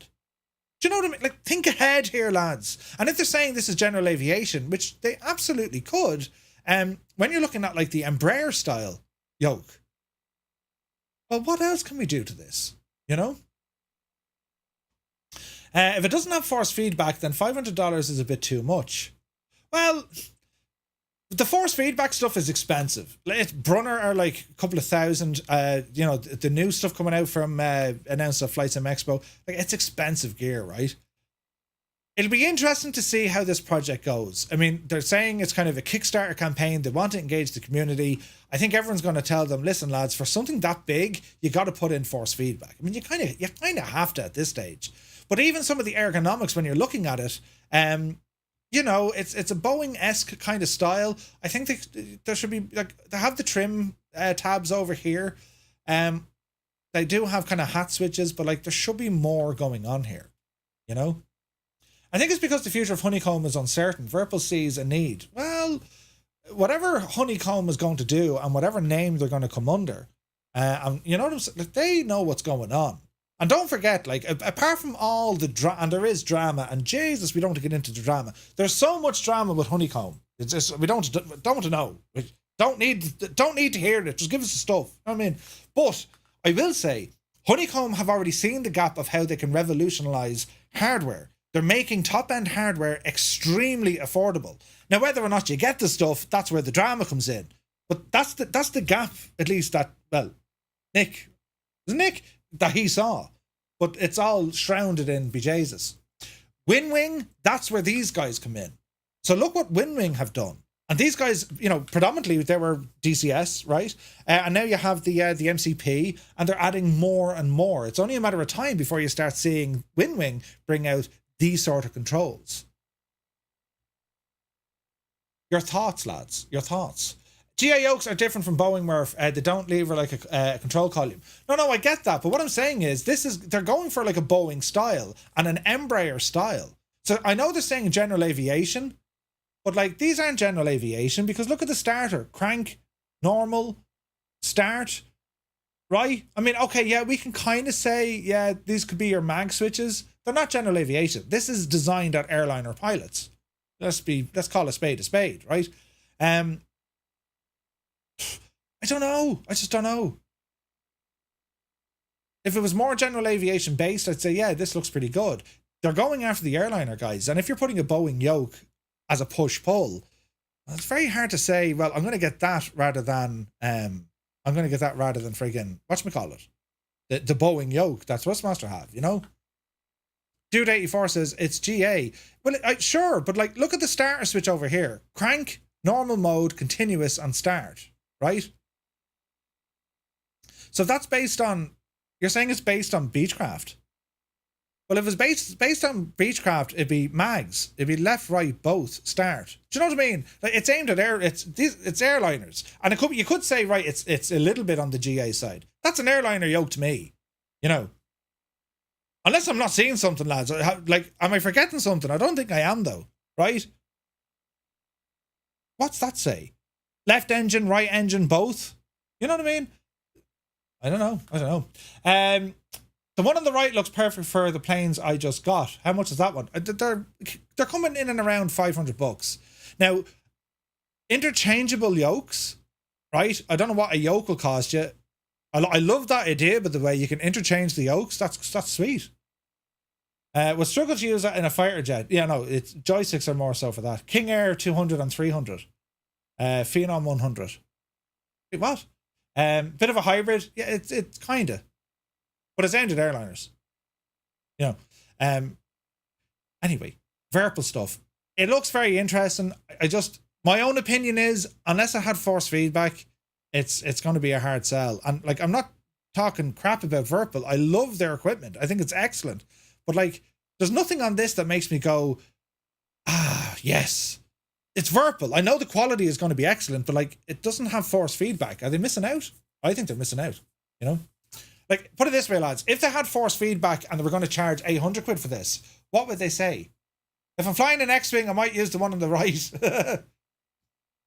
You know? If it was $800, but it included force feedback, would you consider it then? I would. But anyway, we shall move on. More news! Flight Sim Coach. Well, they've launched some free online ground school for virtual pilots. Let's read this one. Flight Sim Coach LLC has unveiled an educational incentive, or an initiative. It's especially catered to virtual pilots. A free 10-week online ground school course specifically designed for flight sim enthusiasts. The program aims to provide simmers with foundational aviation knowledge, bridging the gap between casual simulation and more serious flight training. The course curriculum covers essential private pilot level topics, offering a learning experience that combines theoretical knowledge with practical application in the virtual cockpit. Weekly live stream classes, each lasting 1 hour, feature a mix of whiteboard instruction, slideshow presentations, and simulator demonstrations using both X-Plane and Microsoft Flight Simulator. The program aims to meet the needs of flight sim enthusiasts who are looking to build a better foundation of pilot knowledge, as well as student pilots and certified pilots looking for a refresher. A key feature of the program is its roster of experienced instructors. The course will be led by certified flight instructors and retired airline pilots, bringing decades of real-world aviation expertise to the virtual classroom.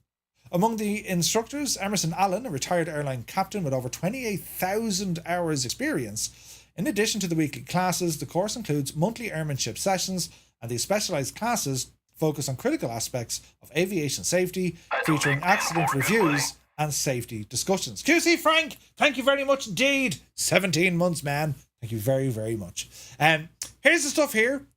And is there music on this one? So we'll head into Here's an idea, next, right? use Have a look. case of your simulator, which I think is something that doesn't get talked about enough, which is using your sim as a ground school supplement. So we all know that there's online ground schools that are video based. We've got books that are published by the FAA or whatever's in your country that can take you from zero to knowing everything. But it's a different thing to have a simulator next to you as you're reading these books to actually visualize in an immersive way what it is you're reading about. So I'll just show you one example of how you might do this as you're flying, as you're studying along for your private, in this case, let's say. So you're reading the Pilot's Handbook of Aeronautical Knowledge. So you get the idea, right? A ground school course. So if you're interested, go over to flightsimcoach.com/ppl-ground. It's a 10-week cycle. You can join at any time. And Flight Sim Coach is developing an expanded version of the course scheduled for release later in the year. The Advantage program will offer more in-depth coverage. So 10 weeks of instruction, weekly live stream classes of an hour each, content tailored for flight simulation enthusiasts, no prior experience needed, immersive experience using both X-Plane and Microsoft Flight Sim, no personal simulator required. So you don't actually need the sim to be able to do this, right? And the important thing to note here, lads, right? Free, right? Free. So I highly recommend go check it out. You're going to learn something in it. And if you do ramble over there, tell them you came from here. Yeah, that Egypt Murph sent us, right? But that's pretty cool. If you want to learn a bit more, ground school, like you can do real world ground school seminars or courses. They're usually 2 to 4 weeks, usually, right? And they're costly. They cost a few bob to do them. However, this is a free one. And okay, it mightn't give you every single, tick in every box, but it will give you enough, I would think, to definitely expand your knowledge base and learn something new. So do be sure to check it out. Now, there was another bit of stuff I needed to put in here, FS Elite, because I forgot about it. Where is it here now? Imagine Sim. Texans rejoice. And while we're here, a massive shout out to Old Veteran 965. Passes S2, Scott, wasn't it? He passes S2 on VATSIM. Dallas Fort Worth, DFW. Well, it's being previewed finally in Microsoft Flight Sim. Imagine Sim have shared a new preview of its upcoming Kilo Delta Fox Whiskey for Microsoft Flight Sim, Dallas Fort Worth. A single screenshot was shared by the team on social media, highlighting the complex geometry of the terminal building. According to the team, they're going to move the interterminal and support structure soon, along with the airside service buildings. Once done, they're going to do the hefty job of doing the jetways, and this will come over the next couple of weeks. It's the only preview we have right now, but be sure to keep an eye on it. Now, Fort Worth is friggin' massive. There are no less than 5 terminals, Alpha to Echo, A, B, C, D, E, yeah, and have like this train thingy that brings you all around them. Ask me how I know, right? I've been to this airport 4 times in the real world, very recently. So like, do you know, it's a huge, huge airport, and very busy one at that as well. And the terminals are massive, and we've never seen a payware one in the sim. It's on the way, lads. Don't have a release date yet, but they're definitely working on it, and this should be nice. I'll never forget myself, Muse fan and Gibbo standing in Dallas airport and the heat. Do you remember? They just broke ground for a 7th terminal. Yeah, so they're building up here, I think beside Alpha, Scott, is it? And then they have another one on the way. Like 8 terminals, like that's where this thing is going, right? Huge news. But of course, lads, Scott is here in the chat. Big congratulations to Old Veteran for passing his S2 exams on VATSIM. But I imagine Scott comes from like real ATC background. I imagine he's able to teach the lads some stuff as well. Now, speaking of VATSIM, there are a couple of events on the weekend. Friday the 13th, be the Jesus. But we get to Saturday and Cross the Land Eastbound. This is a big event, Cross the Land. It's a huge event. So pack your bags, get set for the next thrilling chapter of Cross the Land, departing Europe and heading eastbound to explore the wonders of the Middle East and North Africa. It's kicking off on Saturday the 14th. And again, if you've signed up for it, brilliant. If not, do be sure to have a listen in on observer mode. And it's a huge event happening this weekend. So make sure you have your Valanta or your, VATSIM radar websites up and running so you can track the movement of all the aircraft. And if we have anyone from FireFly Air in there, well, wouldn't that just be awesome? We need to do one of these events soon. I'd love to. Now, speaking of that, over to FireFly Air and our current stat console. So how it works is, this is our virtual airline. Everything here is free. You sign up to it. You can use LRM. If you're on Xbox, you can just do PIREP, pilot reports, manual reports. And basically, whenever you fly, you generate XP, experience points. You generate them for you and you generate them for the airline. Now we have company routes, we have missions, we have duty schedules. You tell the system, hey man, I've got like 2 hours to fly. I want to fly in this region. It figures out and it'll give you a duty schedule. Okay, fly from here, then there, and then back again, based on how much time you have available. It's brilliant. The amount of work that has gone into this from the entire FireFly Air admin team is friggin' nuts. It's massive. It grew legs, right? It grew legs. But we have the stats console. Oh, in a box, man. Thank you very much indeed. My God. 5 months, man. Thank you very, very much. I hope you're well. The console page, we're up 2.2 million XP in this cycle. Our target is 3 million. Once we get to 3 million, well, we open up a new hub, right? And that's how it works. And when we open up a new hub, the guys go ahead and create company routes, ad hoc missions, and like an ad hoc, I'll show you what they look like. An ad hoc mission, right? Where is this now? Will that go to, we'll go over here to FS Hub, just to give you an idea, lads, just to give you an idea. So when you can join it, right? Join FireFly Air. It's only tremendous crack. So look at the ad hoc missions. So when you go to, have a look on our website, twotonmurphy.com, go into FireFly Air, and it gives you all the information. There's a full wiki there of how the thing works. When you get over there, right, you can go in and have a look at the ad hoc missions, and it's going to have a look at them. So anything. Here's a job here, right? Charter ops. FireFly Air have to pick up some charter work into Liverpool, fly a group of Tranmere back home after their match. So it's based on some flights. You're bringing like Tranmere Rover fans from one place to another. Heliops at Niagara Falls. Military logistics. Irish peacekeeping troops from one place to another place. Like there's stories behind it. Do you know what I mean? It's brilliant. I love this. The missions on this are really, really fun. And you got to be careful because they're not always available. Some of them expire, right? So it's a live mission. Off you go and you do it. It's pretty cool, right? This one here, regional ops. FireFly Air are going to try some regional ops, primarily based in Germany. Let's see what sort of loads we get. Depart Frankfurt at 1500, heading over to Hanover. So they're the missions. It tells you what to do, and then you go off, you plan your flight, and away you go, right? The duty schedule, which I love. Into the duty schedule, you say, okay, out of the hubs that we have, or the airports, like there's a ton in here. Let's say, okay, I got an hour. I want to fly from Zurich. I've 1 hour to fly. And you can say, well, what's the minimum leg distance? Call it 50. What's the maximum? Call it 200 miles. All right. Can you generate a duty schedule? Here's one here. So you're going to fly from Zurich over to Courchevel, and it's a return flight, Courchevel back to Zurich. That's your duty schedule. That's going to take you 1 hour. Now, if you go ahead and put in, you've 6 hours, well, that could throw you a long haul flight, or it can give you multiple legs, and that's your duty schedule. You arrive to work, and here's your entire schedule for that day. Off you go.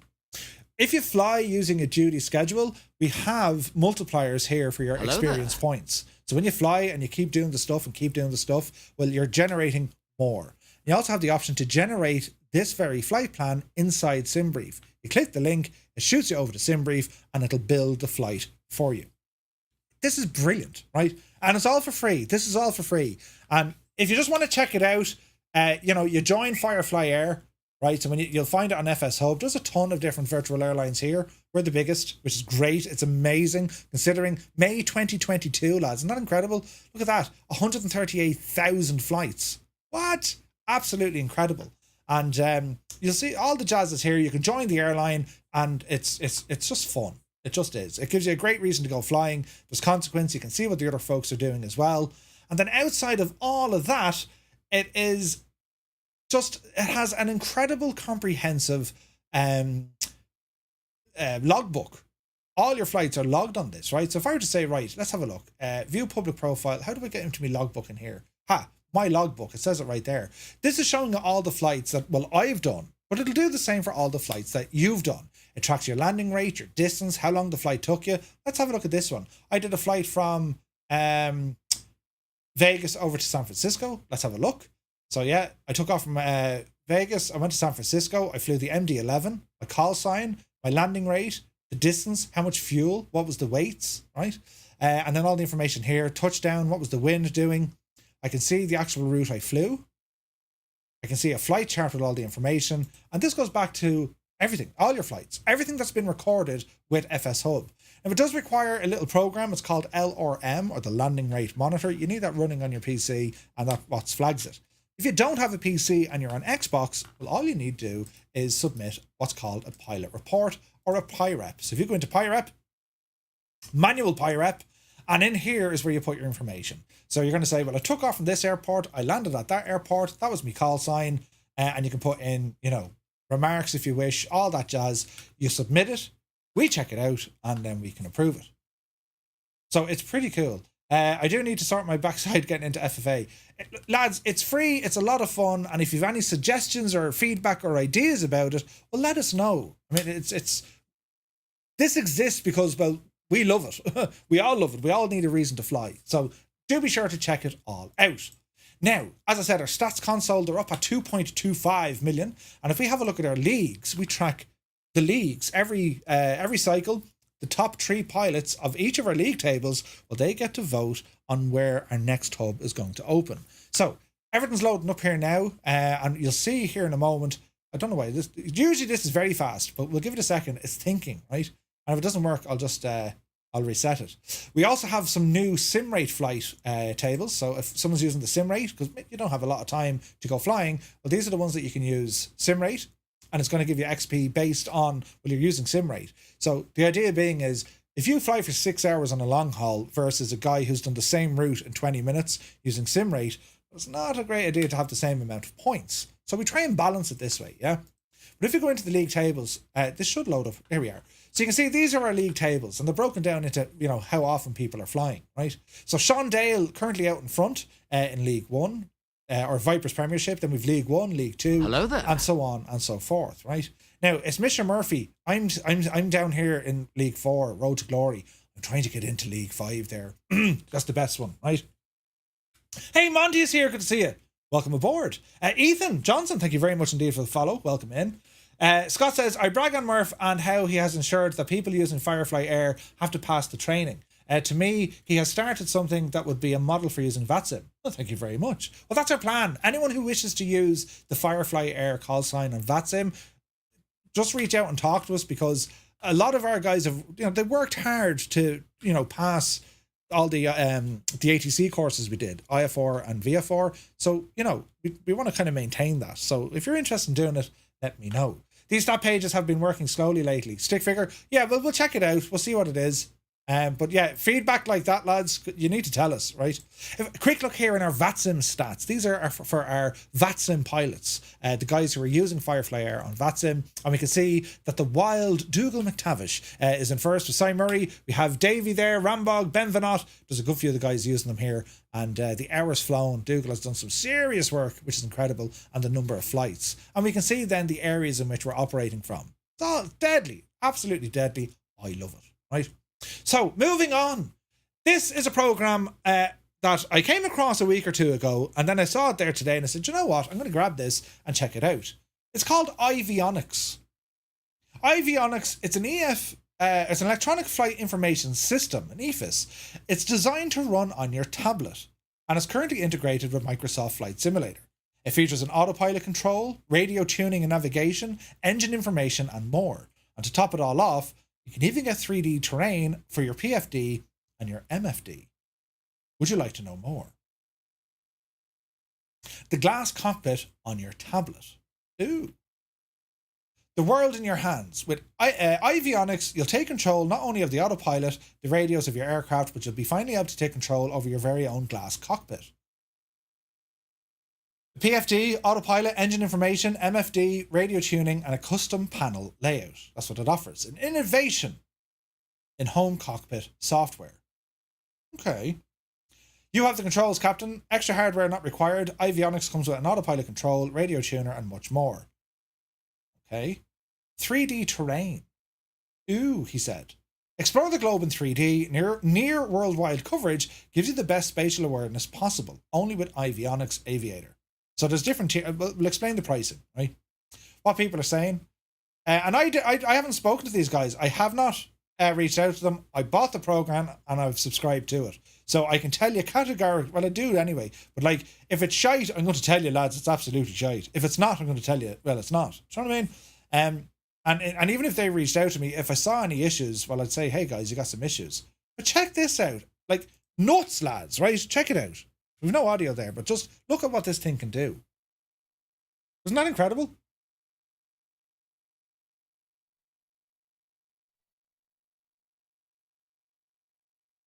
Very ooh and very ah.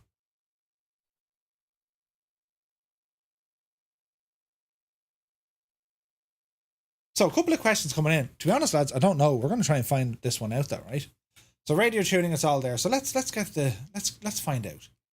So you need to buy the program, and here it's €20. Now, if you go over to simmarket.com, because this is where I saw it, I was like, oh look, it's on SimMarket, right? Simmarket.com. Let that load up now for a second. So SimMarket is selling this for $24.60, but if you go to the website, well, it's $19.99. That gives you like the base package, and with that, you know, it'll give you some stuff. However, they then look at the type. So I'm subscribed there. It's $4.99 a month. You can cancel it at any time, and it's the Aviator edition. Well, what do we get? All right, so you have the economy, which is the free. Now, when they say free, you have to buy the base package. You have to buy the program. That's like $20, right? And then you go into your kind of subscription. If you want to stay on free, these are the things you're going to get, right? Or if you go with the Aviator one, the paid one, these are the things you get. So customer support, forum support only if it's on the free one, or you get premium support via email. Okay. PFD display, it's 2D on the free or 3D on Aviator, and so on and so on. Terrain alerts, and so on. There's tons of features here. We don't need to go down through each one. I want to check it out on the gadget, right? Now, I need to find out a couple of things. What aircraft does it work? And also system requirements. It's Android or iOS. And from what I can see, it only works on the PC variant. So, does it support flight simulators other than Microsoft Flight Sim? It will. In fact, EYEVIONICS early versions were deployed connected to X-Plane. Due to the popularity, Microsoft Flight Sim is currently the only fully integrated one. X-Plane might be supported in the future. Okay. Can I use multiple devices? Yeah. Regardless of your combination of operating systems, you can run EYEVIONICS on multiple devices in parallel. For example, 2 iPads or 1 Android tablet plus 1 iPad, 1 iPhone and an iPad. Okay. Does it support planes only or also helicopters, gliders and other aircraft? EYEVIONICS is agnostic to the type of aircraft and technically supports all of them. Some parts of the UI work best with most common types of aircraft though. Okay. Do I need to install a plug into the simulator? Yes, but installation and configuration is easy, a matter of minutes. Do I need an internet connection to work it? Yes. For core features like 2D, PFD, autopilot, engine information, blah, blah, blah, no internet connection is required, only a local Wi-Fi. For full support for all features, yes. The core features, it doesn't need to work if you don't have the internet. If you don't have the internet, it'll work, right? Will it run on my tablet or your phone? So it'll tell you it supports iOS. Due to many requests from the community, it also supports Android. So just make sure it works before you grab it, right? Can it be used for real-life navigation? No, right? Which makes sense. However, the nav data, terrain data, and maps available in it are only fit for use in flight sim. Fair enough. Is Navigraph supported? Not yet, but an integration is planned and eagerly awaited. So they want to try and work this. Is nav data, airports and runways, airspace, visual reporting and obstacles. So what type of nav data is there? Any latency? Normally latency is not noticeable. We're going to check this out. And where can I download it? You can download it from the App Store or you can grab it over on the Android. They have a link over here. All right, that's the FAQ section. Let's scroll back up here. So the app, how it works, downloads and get. Okay, how it works. So what you'll need. You need the app on the Android. The app itself is free. You can get 2D, PFD, and MFD autopilot for free, or you can get the payware one. You can get the Aviator edition, which is a subscription-based. See through the clouds with 3D terrain for your PFD and MFD. Includes topographic imagery. Use 3D terrain and top imagery on 2 devices. Available as a 1-month or 6-month subscription. All right. And then you need this link for Microsoft Flight Sim, and you dump it into the gadget. So the link is what goes into your community folder, right? And they're showing the UI here, and it looks nice, right? And then Aviators only, how it works. And then it goes through again what kind of stuff we get, right? What else do we have? Downloads, get EYEVIONICS. So EYEVIONICS, this is the program. So we're going to go over to this screen, right? And hopefully this will work. So here we are in the sim, and we're going to see, can we bring up the tablet, right? Lonely screen. And hopefully my iPad connects to the gadget. Otherwise it's going to be hilarious, right? I think we're live. So if I bring up the iPad, here we have. So this is my tablet here beside me, right? And it might be a little bit hard to see, but just bear with me. We'll talk about what we can see. So we have a couple of like engine controls up over the top. We have like a bit of a map. We have position outdated. There's a whole load of information here. So let's bring up its little UI gadget, which is here. So hopefully this will connect everything, or at least that's the hope, right? I haven't used this before now, so you'll have to bear with me. If I break it, I break it. But sure, listen, we'll see what happens, right? So I don't see... It's after pausing my sim there, which is interesting. Let's have a look here now. Okay, so position outdated. Let's jump into the aircraft and see can we start powering some things up, right? So let me see. We'll turn on the L battery. And we'll get the avionics on. Let's see what happens here, right? Now, is there a way to turn this on? System. Let's see now. High res, terrain quality balance. So we have some options here, right? Connection guide. So it opens like, how do you make the thing work? Okay. So how do we turn the div on?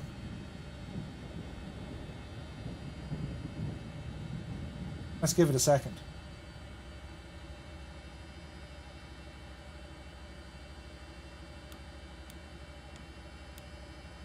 Hopefully we don't run down our battery either. Okay, so there's engine controls, flight plan. Now why is this position outdated crap coming up? How do we fix that now? MFD. Terrain alert, yes. Imagery. Topo, sure. Can I like make this thing bigger? Yeah. Show aerodromes, show airspaces, show nav aids, show traffic. Okay, so we have a couple of options here now with these things turned on, right? Okay, so it's turning on top of stuff. And we zoom out, I'm unsure is this connected in the sim because it says position outdated, right? Let's have a look here. I assume it runs through Simlink. I'd say it's using Simlink, yeah. But that doesn't seem to be working though. 6,090? It's giving me 6,090. Alright, let's have a look at the weather here. Because I think there's lightning in the area, which I don't want. Okay. So I don't know how we got this... how will we know if it's connected, right? So if we go into, I don't know, altitude select. So if we go to autopilot, and we're going to say altitude. Altitude. And let's put in 4,000. That's 40,000. Balls. 04. Enter. Now, it hasn't come up here though. Right? So let's see. Is it connected? Searching for IP. Okay. Hang on now.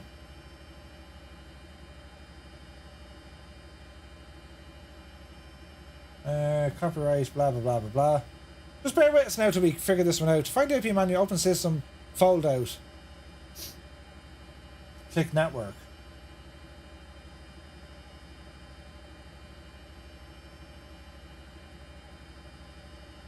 Panel layout. Network.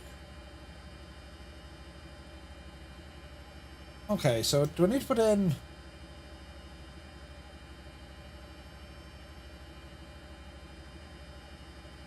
Okay, didn't like that. Yeah,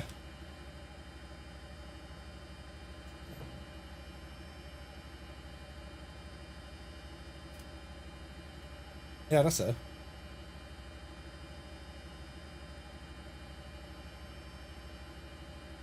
We're having a bit of crack with this already.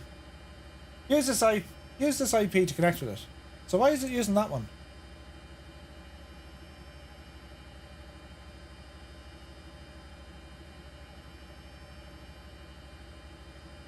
Huh.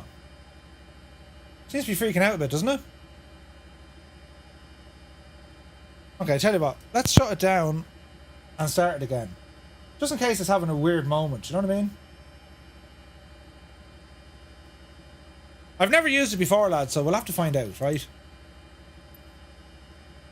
Can I get a refund? I don't know, we'll have to wait and see. So it says it's ready. Acknowledge. Okay, it's thinking about life here, once again. Okay. So we're saying the autopilot. Let me see, altitude. Let's see what this does. 0. This is coming across, yeah? Let me see, 04. Enter. Okay, so it hasn't done that to my aircraft yet, but let's not fear. Let's get this machine started and let's see what happens, right? So let me see, beacon, nav. Can I turn on the lights from here, I wonder? Radio and transponder. COM 1 is 124850. Standby, let's go 118. Let's go, let me see. 118.6. Enter. That's 118.5. So I want 118.60. Okay, so the radio is working because you can see my radio change here, look. See that 118.6? And if I just swap them. Okay, so the radio integration works. So it's doing the thing. You can see it there, yeah? Right, okay. What else can we do? Our transponder. So we're going to go into standby mode. And it's, we'll put in a new ident. So we're going to give us a new squawk. Let's call it 7,000. And we're going to enter. It's now gone to 7,000. Can I change standby to altitude mode? Altitude mode and enter. There we go. So you can see it. You can't see because I'm a muppet. It's actually changing all this down here, right?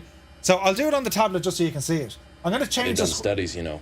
Right, bear with me. 60% of the time, it works every time. I'm going to go 1, 2, 3, 4, and we're going to put it onto standby mode and hit enter. So you can see how quick that's actually, you know, that's fairly quick. So we'll go back in and put it into 1, 2, 0, 0, put us on altitude reporting, click enter, in it goes. The autopilot doesn't seem to be doing what I want, so let's go into the autopilot.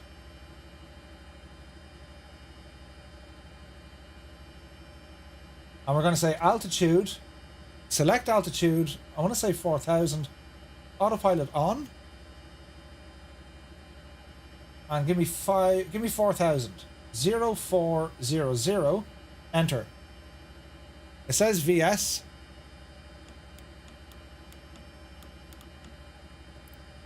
So there's 1,000. Hello there. I want 4,000. Let me see now, altitude, 400 feet. Let's go to 0400. Enter. So I've told it 4,000 feet. It's not coming through over here. Alright. That doesn't seem to be doing the job at all. Let's see if it works in the air though, right? So we'll bring back up the pad here to show you what I'm looking at. So you can see we have this kind of a map. We have north up, or direction. And we can have a look at where we are. I have the down on the bottom here, I'm looking at engine stuff. Manifold pressure, fuel pressure. So let's see what happens here. You can see the RPM, which is just located on the bottom there. See in the... I can't point. See where the mouse is?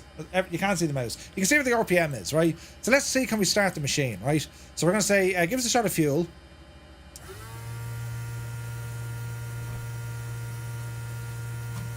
There's a bit of fuel flow. And we'll try and start her up here, right? So we'll say clear prop. And we'll give it a start.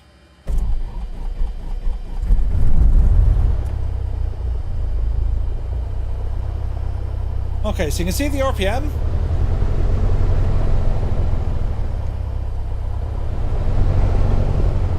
Okay, she's ticking over, right? Now we're very high, so I want to lean that out a little bit. Okay. Right. let's do a bit of moving around with this on screen just to see what happens, yeah?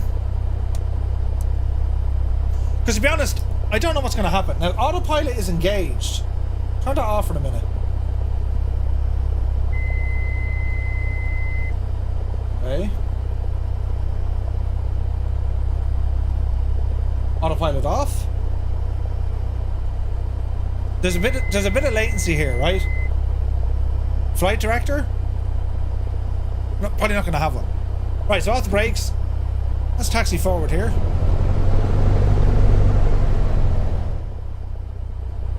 And now it's after freaking out. It's after crashing, look.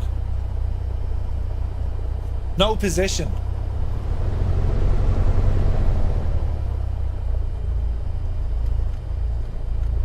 That's not a good start, lads, is it?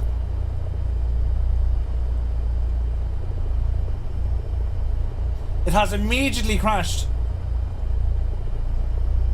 Let's try it again. Immediately crashed. It's turned on here. It says it's starting. Why did it lose the connection? No product endorsement? Not yet, anyway. Okay, acknowledge all of this. Yes.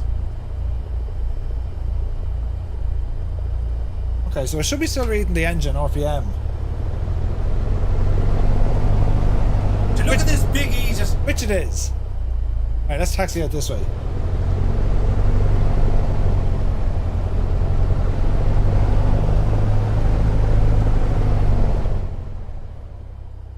So the screen is moving. I don't like it's laggy, isn't it? That's me sold. Yeah. It's a little bit laggy now, to be honest. We'll give it a little bit of time, right? That's a flaps to take off.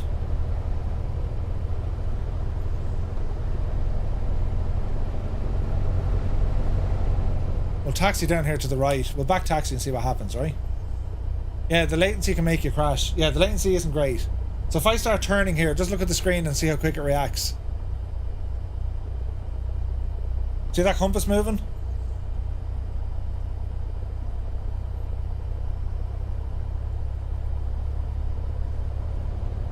Yeah, the latency, I don't like the latency. Now, there's other stuff we can do to help it along, so let's just check that out before I go any further. Set the parking brake on and let's look at the OWL instructions. So, what you need, have all that. Installation guide, I've done all that. Alternatives, should you not find your community folder, no, that's grand. Installation, download, connection with the app, set avionics app on one or more devices, the same network, okay. It supports a secure auto connect protocol that requires active internet, okay. If AutoConnect isn't working, type the EYEVIONICS app IP into the link add-on manually. That's grand. The EYEVIONICS add-on can be hidden. Simply click on the icon at the top of the EYEVIONICS add-on pop-up. Okay. Now, was there something up here? Should you not find your community folder? Dev members. No, that's all okay. So you drop it into your community folder and that should be it, right? It's dog slow. Can we use it as an MFD? Well, let's turn on MFD. MFD.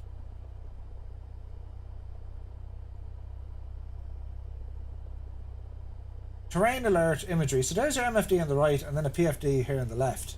Yeah? Okay. Oil pressure. This is autopilot stuff. On the top right, we can put timers on if we want. And I'm sure we can customize how everything looks, but we'll get all to this now. Your heading is way off. Should be 300 degrees. 164. No, sorry, Gibbo. I didn't reset the gadget. So the heading is correct. 160, 165. Just seems a little bit slow, doesn't it? Now, Epic Fool is asking a good question though. What Wi-Fi is it connected to? 2.4 or 5? Good question. Well, hang on. Let's bring that up here and we check it out, right?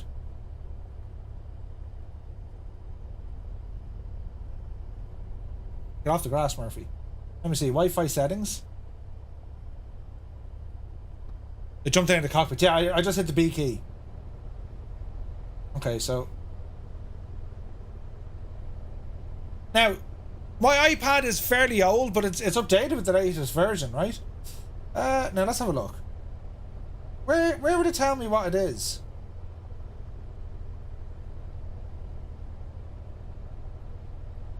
Configure DNS, no. Router, no. Have all that.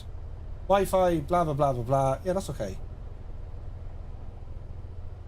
It's 5. It works on 5. It'll be interesting to see the refresh rate of the app. If it's only updating 3 to 4 times per second, it'll be as janky as hell. It will. That's a big 10-4, good buddy. Hey, Carlo. Good to see you, man. 28 months, dude. Thank you very, very much indeed. Great to see you. Right, let's... And it's after coming up now, position outdated. That's not good, is it? So is it going to try and reconnect? So if I turn it off, and then turn it back on again. Searching... So it's searching for an IP. It's going to use that one. It says it's connected here. And now it's jumping back in. Okay, so I can see it now over on my iPad. Here's the iPad coming up. Seems to be a little bit more fluid. It's still janky as hell though. But let's see what happens, right? We'll go flying and see what it's like in the air. It could be crap on the ground. Who knows, right? I think it's a SimConnect polling rate. Maybe. So I guess I was turned around here. And we'll prepare for a quick takeoff. Ourselves lined up. Alrighty then.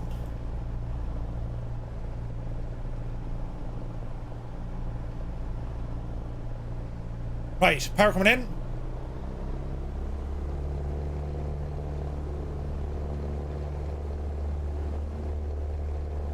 Off the brakes. And we're rolling, right? Now, again, I'm just keep an eye on the iPad because that's what the information is giving us. So the speed is moving, speed is alive. Now it's frozen, right? So we're doing 40 knots and the app is frozen. It's not great, is it? Let's see what happens. Right, upsy daisy. Up there now. Jesus, 50 knots. Into ground effect here, Murph, and let's see what we can do. The plane doesn't want to take off. Upsy daisy. What's going on here? Plane 70 knots? Why doesn't the plane want to take off? Jesus. Right, upsy daisy.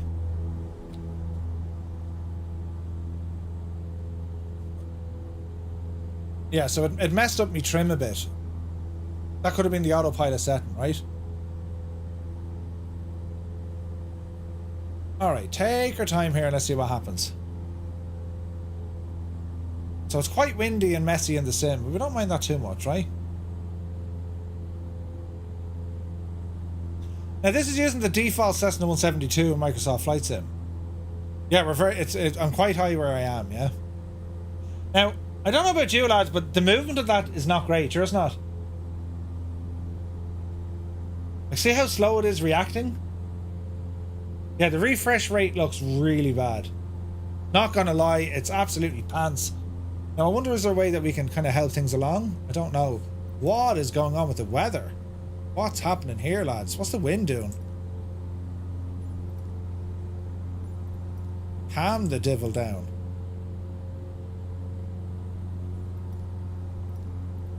Right. Let's head over this way, see what we can see. Like, it works, but it kind of doesn't. Can you imagine in 3D? Yeah, so... Let's have a look. Like, the app itself is super slow to react here. Super slow. Now, will I throw it on the iPhone? Will it work on the iPhone?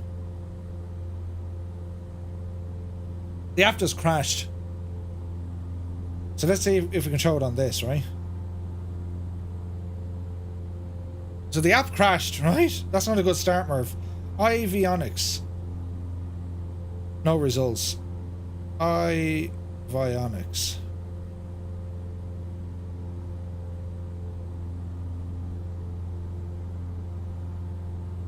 No, so it doesn't seem I can get it on my iPhone. I reckon it's acceptable for IL-4 flights. I don't know. I don't know. It's freaking out, like. Acknowledge.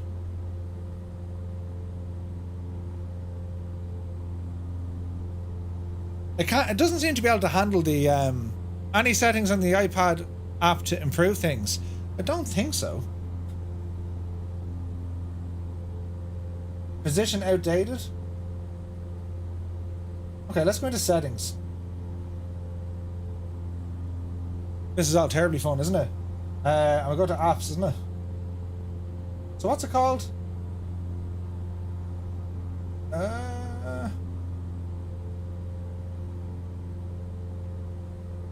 I don't see it. Hang on. I turned off my cameras, not the iPad! Brilliant. The iPad is still fairly fast. I don't know. The network the device is on connected and the error rate of the wired connection. Yeah. What about for Android users? It'll work on Android. I can't get it on my iPhone, which is a bit of a problem. Now, let me see. Apps, right? App downloads. App updates.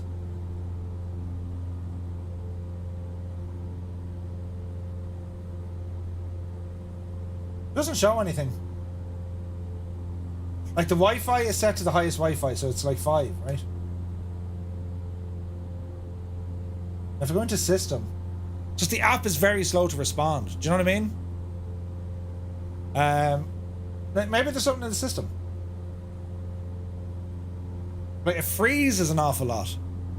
Mr. Dan, take care of my dude. Like it's like completely freezing. So let's give it a second.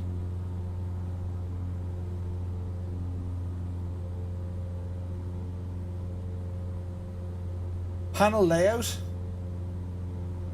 Because maybe it just can't handle it.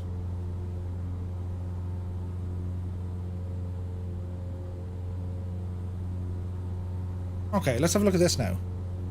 So change the panel layout. Alright, let's try a roll. A little bit better.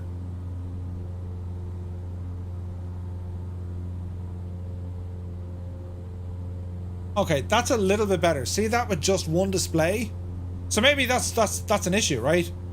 It can't handle, as in the iPad. It's not a new iPad. It's on the latest and greatest in terms of OS. But maybe that's an issue with it, right? Don't forget, Murphy covered a better app 3 years ago. Oh yeah, let's have a look at that. Oh, remote flight. Yeah, of course. Remote flight. Yeah, I have remote flight. Let's have a look. We'll go into remote flight now in a sec. You see, the difference with this app seems to be pushing more to say that, well, look, it can show other things. So that's the PFD. Now let's see, can we get the let's see here now. Let's see if we can get the MFD. So we'll go to system, panel layout.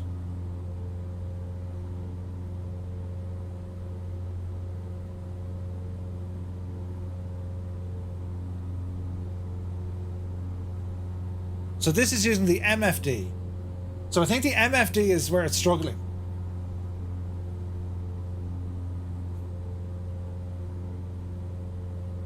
Yeah, it's struggling big style there.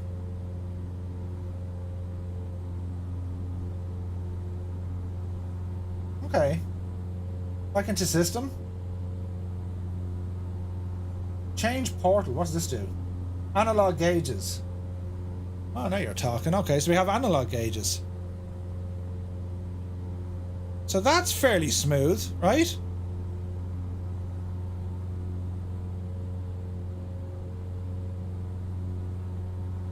That's not bad. That's very fluid. Look at the heading indicator. Look at our vertical speed. Look at the turn. Right, and if I, you know, kick a bit of rudder here.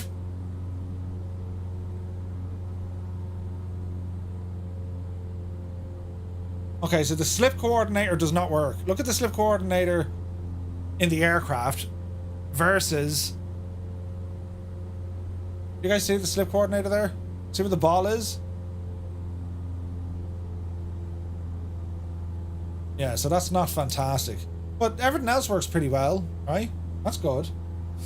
Right, okay, what else can we put on here? Let's have a look. Systems, change portal, MFD, and it crashed. It crashed again. Jesus! Acknowledge, yes, yes, yes. High-res 3D, turn that off. Terrain quality, anti-aliasing, turn that off.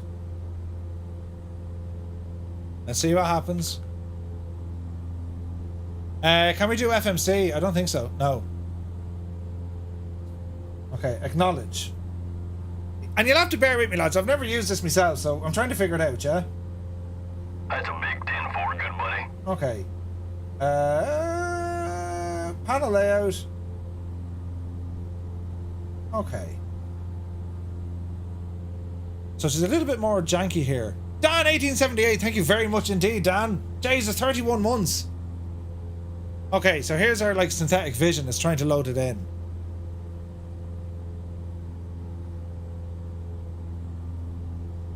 Now the question is, can I actually fly looking at this as opposed to looking at the screen?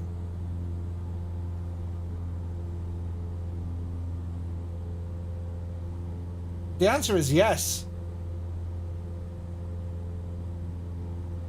If I were to say what's the frame rate, I would say very, very well 15 maybe, 10, 15, right?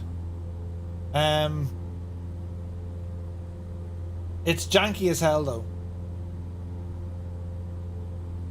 Okay, what else can we do? System, change portal, MFD.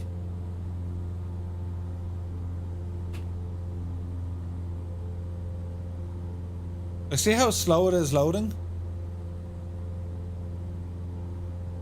And no doubt it'll crash again, right? Do I have remote flight installed on this? I do. Alright, let's see. Remote flight, right? Bring you over here for a minute.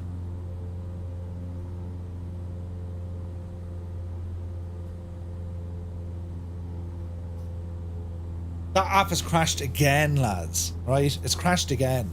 Right. Kill that shagging thing. And let's see, can I start up remote flight? How's that? Will we try remote flight? This is the alternative. Let's see. Remote.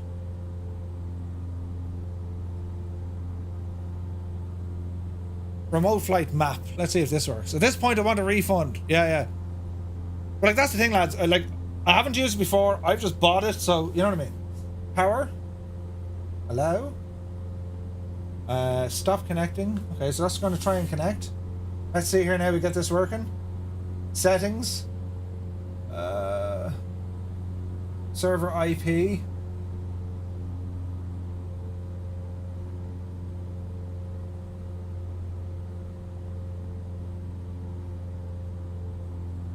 Uh,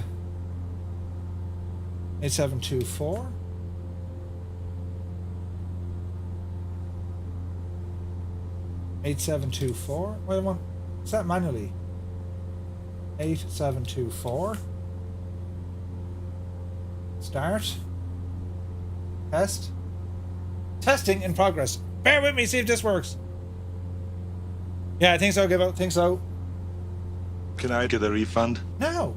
192.168.1 point. Refresh the list. Hello there. Hello there. Hang on out.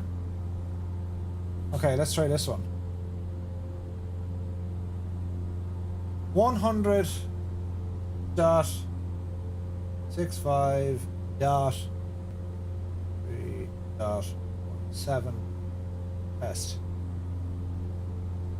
8724.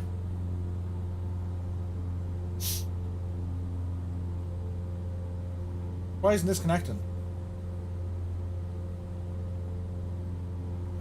Stop connecting.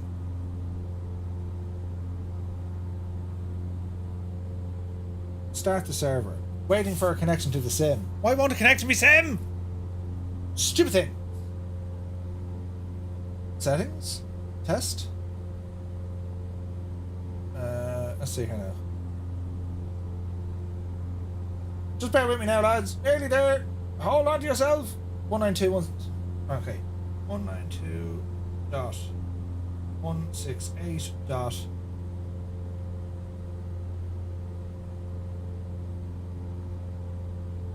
No, that doesn't want to play nice either.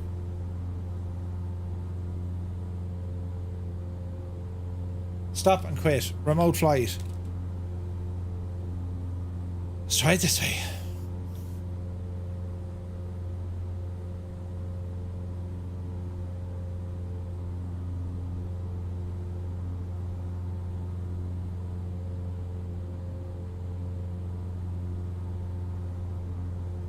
Doesn't want to connect either. Freeware and payware options depends on what you're looking for. Yeah. Okay, so like straight off the bat, the other one is I don't like the refresh rate. It's just not great, right? 192.168.1.25. That doesn't work. And this doesn't work either. 8724. 8723. 8724. Save. Start.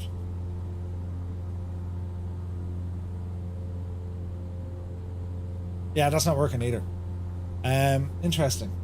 Right. Anyway, we're gonna head up to Circle B. A new release from Parallel 42. And yeah, technology escapes me this evening, unfortunately. Let's go back into this other gadget.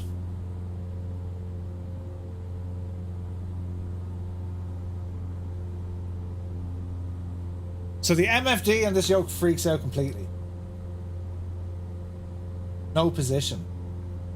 Oh, so far it should be EYEVIONICS. Yeah, it's not great, right? Simbox is good. Yeah, Simbox is good. No, as I said, like, the whole idea was, I mean, I didn't reach out to them. They didn't reach out to me. I just wanted to jump in to see what it could do, right? So panel layout.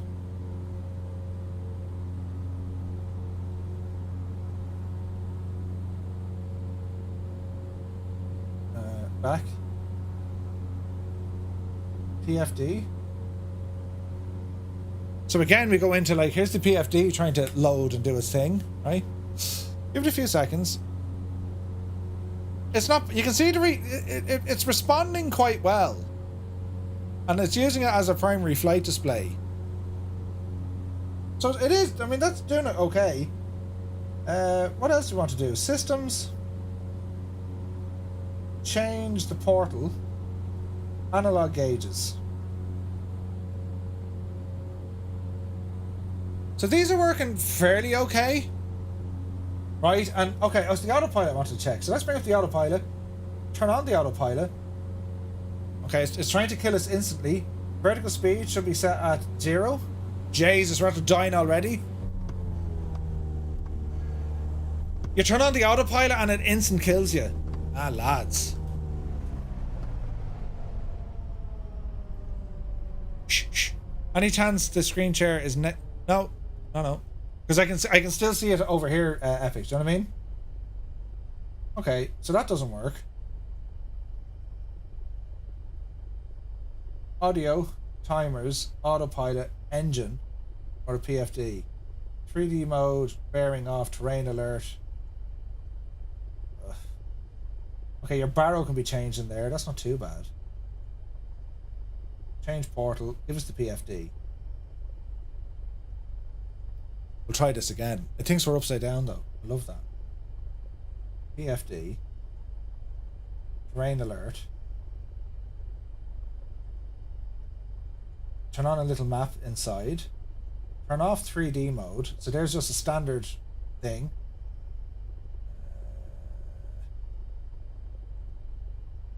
Horizon. Marker inertia. Show traffic. And like the settings you can see on the top, right?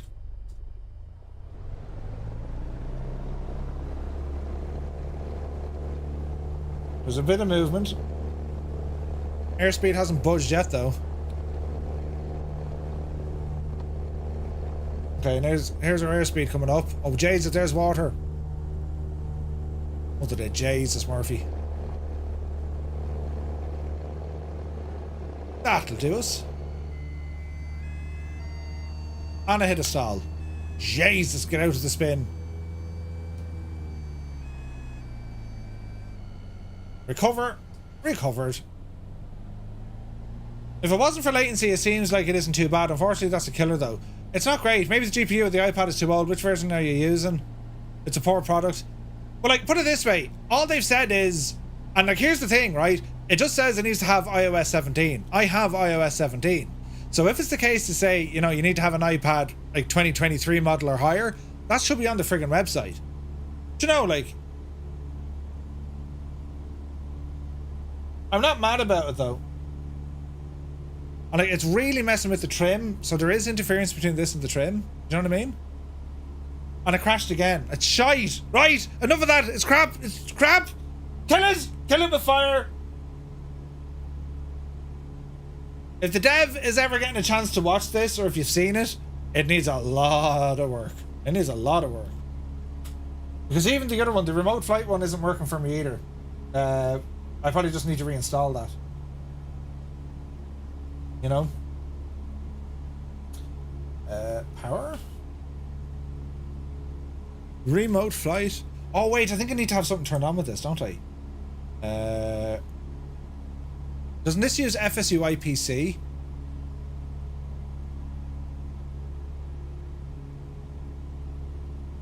I think it does.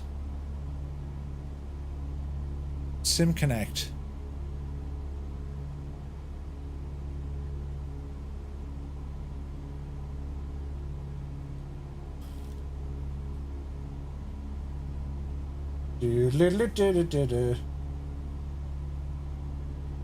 Right now, a hot air balloon would be better.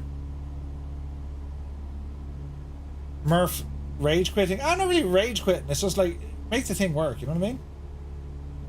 Okay, let's see if this one works. 1.25,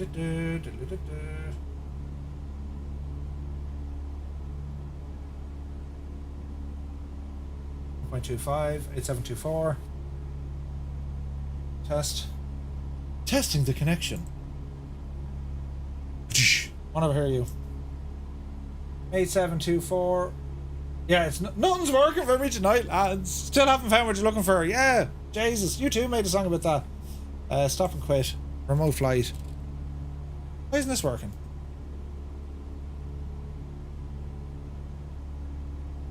Stop connecting.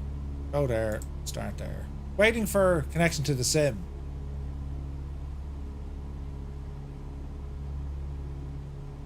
Your version is up to date. Okay.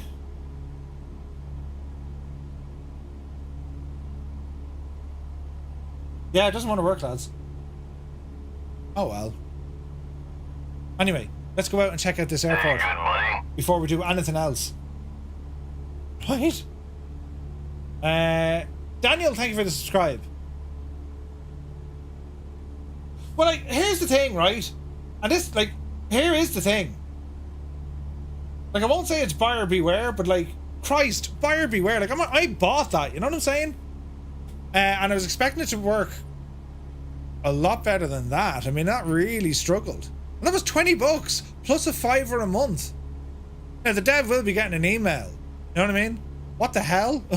It doesn't work? I'm sure we'll see.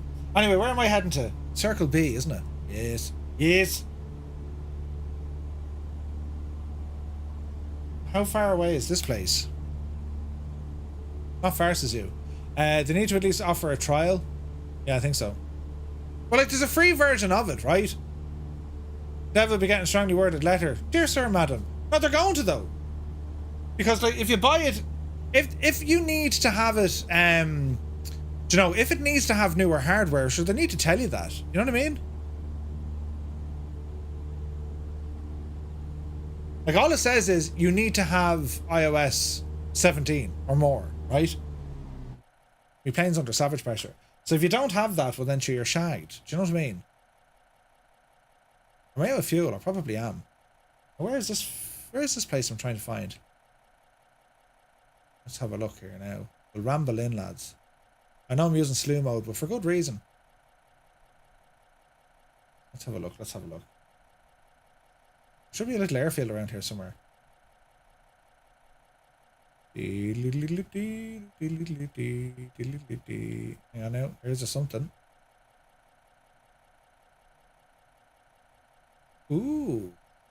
Moving washy thingamajiggy, right. So this is the location we're in. Out of slew here. Okay. Easy plane. Yeah. Don't worry about this now for the minute. All will be well in the realm. No, why did the engine cut out?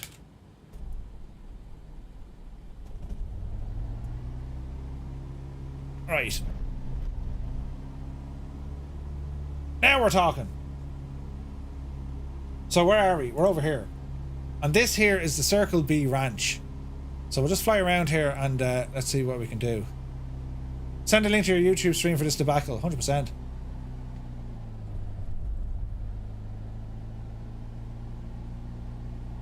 The details in this place. Right, let's see. Jesus. It's all farmyard stuff. Okay, we're going to try and put it down over here. Oh, there's like power lines and everything. Jesus. Right, mind the ranch. And just put it down safely here for a moment until we see what happens. We'll just kind of stop on the road. Oh, look at the detail. Stop here on the road, Murph. Up. Right. Down you get, Jemima. And bring the time of day back a little bit so we can actually see what's going on. How's that looking? Right. Where's the button I'm looking for? Here it is. Ah, right. Isn't that better? Right, give it a second now. Let the scenery load back in. Alright. So the release here, it's a new scene. The Circle B Ranch it's called. Right? And this is from Parallel 42. A private airstrip located on a cattle ranch in Cokeville. Nestled in the heart of Cokeville, Wyoming, perched at 6,240 feet. It is way up. It's farmed by the stunning Bear River Range, or framed by the Bear River Range. Exclusively serving the ranch and its guests, Circle B Ranch Airport is your gateway to the great outdoors. The nearby Bear River Range provides a picturesque backdrop for bush flying, camping, and off-roading. For winter enthusiasts, the proximity to the nearby Pine Creek Ski Resort adds a touch of adventure. Let's check it out, right? I do believe Jefferson was involved in this, wasn't he? Let's go exploring. Welcome to the ranch. I love that. Straight away, I love that. Deadly. Right. What do we have in here, says you? Truck sim. Yeah. Okay, so we got a couple of static aircraft. Nice. Get some sounds up.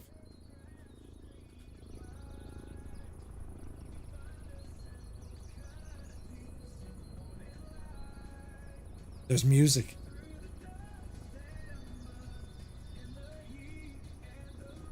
What's in here now?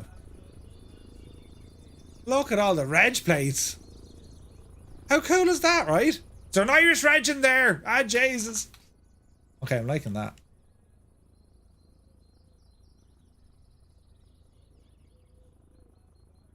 That's a pretty little place. Whenever I see spider webs, I'm always reminded to, like, remember the Halloween scenery? Jesus, look at all the detail though. Look at the eagle.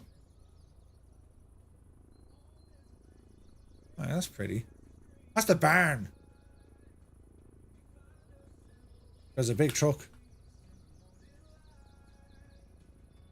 that a Peterbilt? Big Red it's called.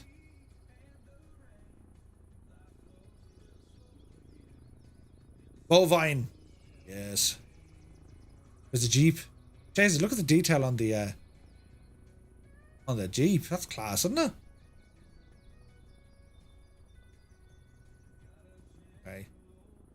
Ah, brilliant. Ah, Jesus. Straight away, lads. It's the best scenery in the sim. I'm just saying.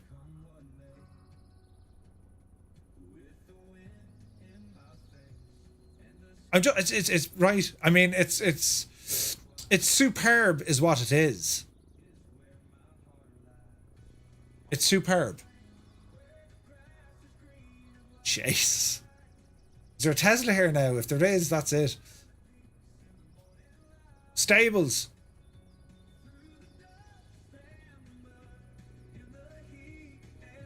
I'll probably get a copyright claim for the music, but it's in the scenery, so what do you do? What's getting louder? Here's the saddle shop. There he is now. Jesus. What's the radio, look?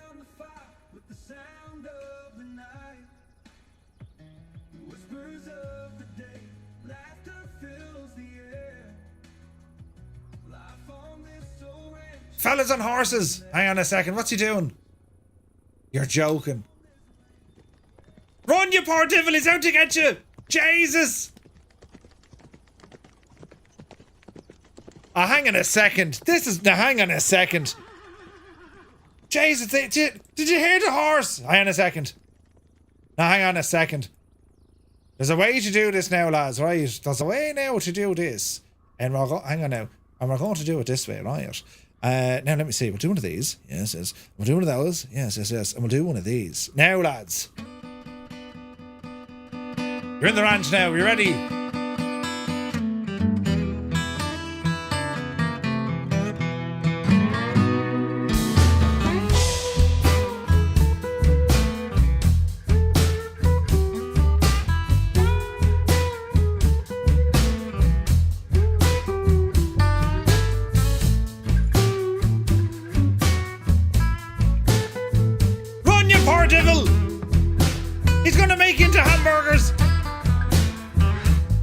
This is absolutely brilliant. Why do I have a feeling Jefferson's behind all of this?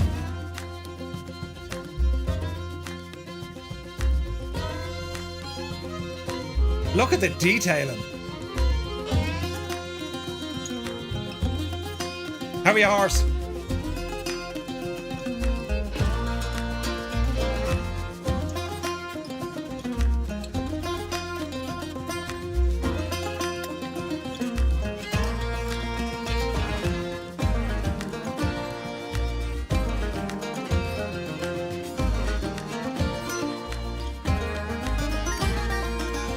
What was your man's name? He was the Marlborough Man. Sam something. The actor. We can play the music? Nice.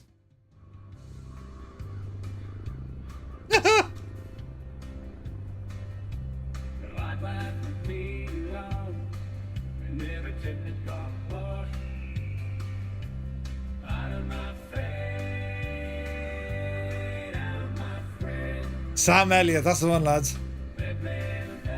Jesus, look at the detailing. What do we think of this place, lads? You can pick this up over on the Parallel 42 website, priced at a very reasonable $13.95. $13.95, right? Let's keep exploring. Yeah, Jesus, it's the sounds. There's music everywhere. Alright, let's ramble down. There's another barn down here we want to check out. The sounds are incredible.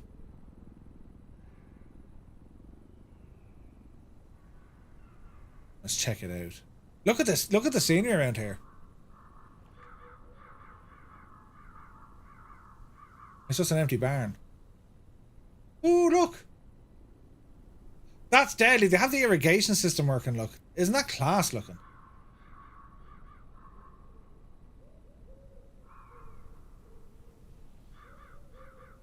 That's awesome looking. That's real good. I like that. So if you ever want to know what those weird circles are that you see them on maps, yeah, that's what it is. They're massive irrigation paddocks. And like some of those irrigation units, they're friggin' huge.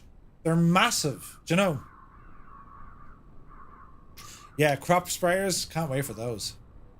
There's another one. Do you know what I mean? Like some of these are like they're massive. There's an eagle or something. There's an eagle. Deadly. Right. Right? What's over here? It's just exploring it. Some sort of a yard. We have Divide Life.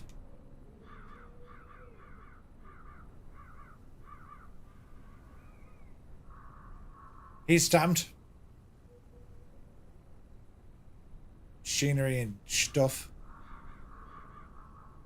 There's loads of... Oh, there's a helipad. Aha. There's loads of like little details going on. You gotta love it. Can you go into the gaff? You can.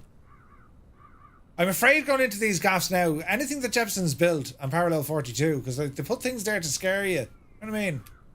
Like, go back to the main ranch. Near nighttime, you say?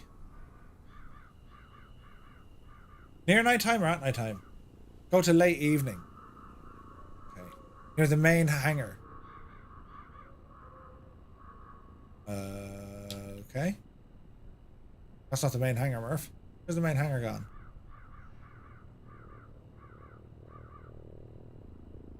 It's down near me plane. So there's me plane. Here's the main hangar. Let's see now. The ability to have your own sky ranch. That's cool, isn't it? In a flight sim where dreams touch the sky. This day's just a friend, but I see the way you smile at the messages he sends. Here's the AN2.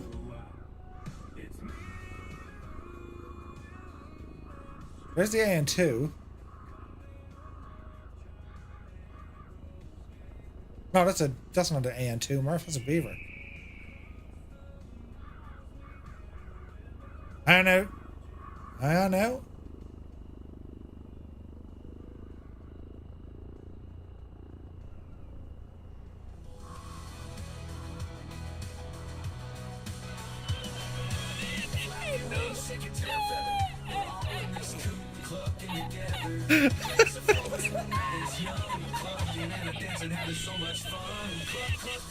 Let's get crazy, club like a chicken. Don't be lazy, pecking at the beer, scratching at the floor, clucking like there's no tomorrow. Always wanting more. Clucking up a storm, roosters in a haystack, keeping nice and warm. Clucking at the moon, crowing at the stars. Ride for the chicken is the only way to bar. Let's get crazy, wild like a chicken. Don't be lazy, pecking at the beer, scratching at the floor, clucking like there's no tomorrow. Always wanting more.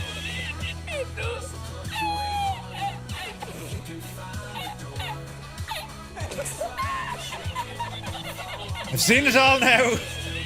What in the name of Jesus?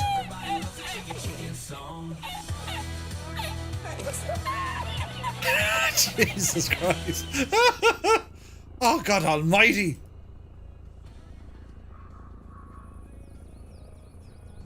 Circle B Ranch. There's loads going on here.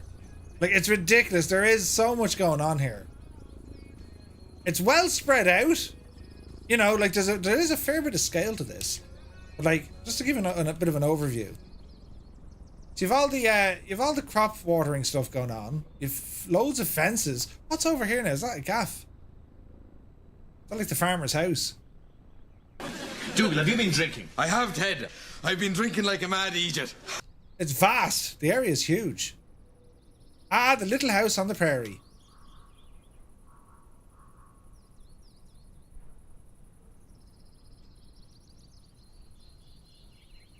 Because the vehicles are done well, aren't they? That's very good. It's a whole scene. See if you can open and close the hangar doors. Oh, I don't have it installed, Jefferson. So that's okay. So you can use the fob to open and close doors. That's handy. Man, we need crop dusting. Right? This is just the place for it. It'd be absolutely class. Jesus. So this is kind of the main area. But this is the main area.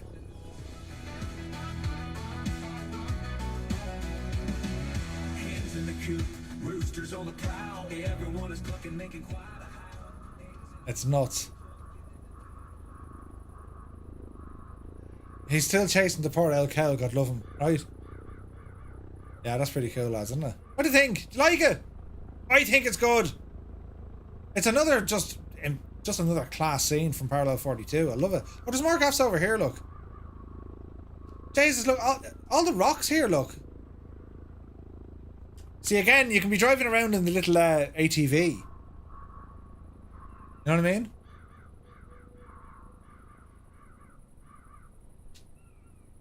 Yeah, it's nice. It's a cool little place. It's a ranch. It's a ranch, right? Find a ski resort, set the weather to snow, and you see skiers going up. You're joking. So if we just like put snow in there, Jefferson, yeah?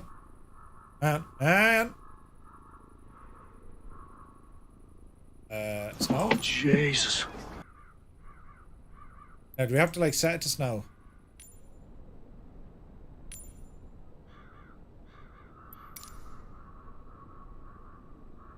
And we'll see skiers go up.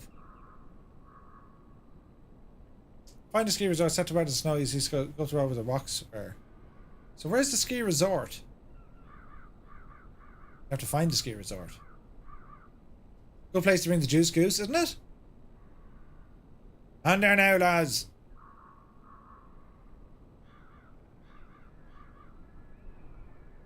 Hang on. We found a place.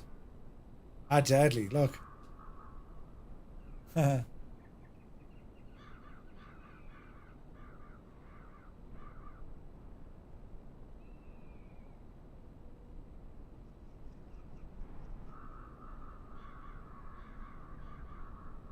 That's cool. Full ski lift. On up here now. Up, you devil you. Jesus, the height of the mountain.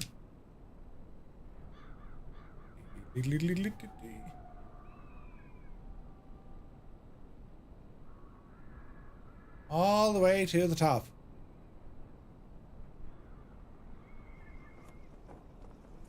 The world is our simulation. You can even hear the flag.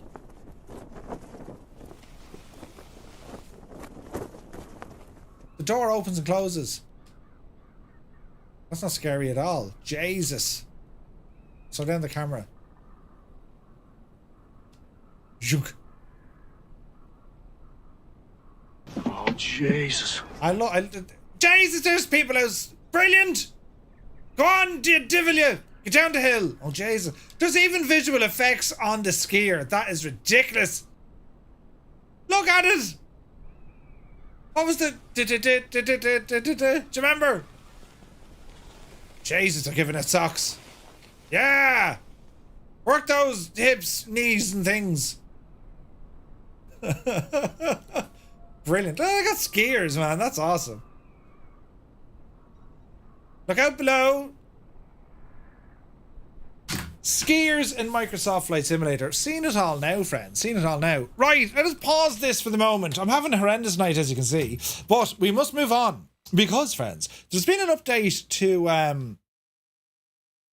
There's been an update to Valanta, right? And you can ski Sunday or Wednesday. Yeah, you set the weather back to no snow and the skiers disappear. Nice, okay. That's great stuff.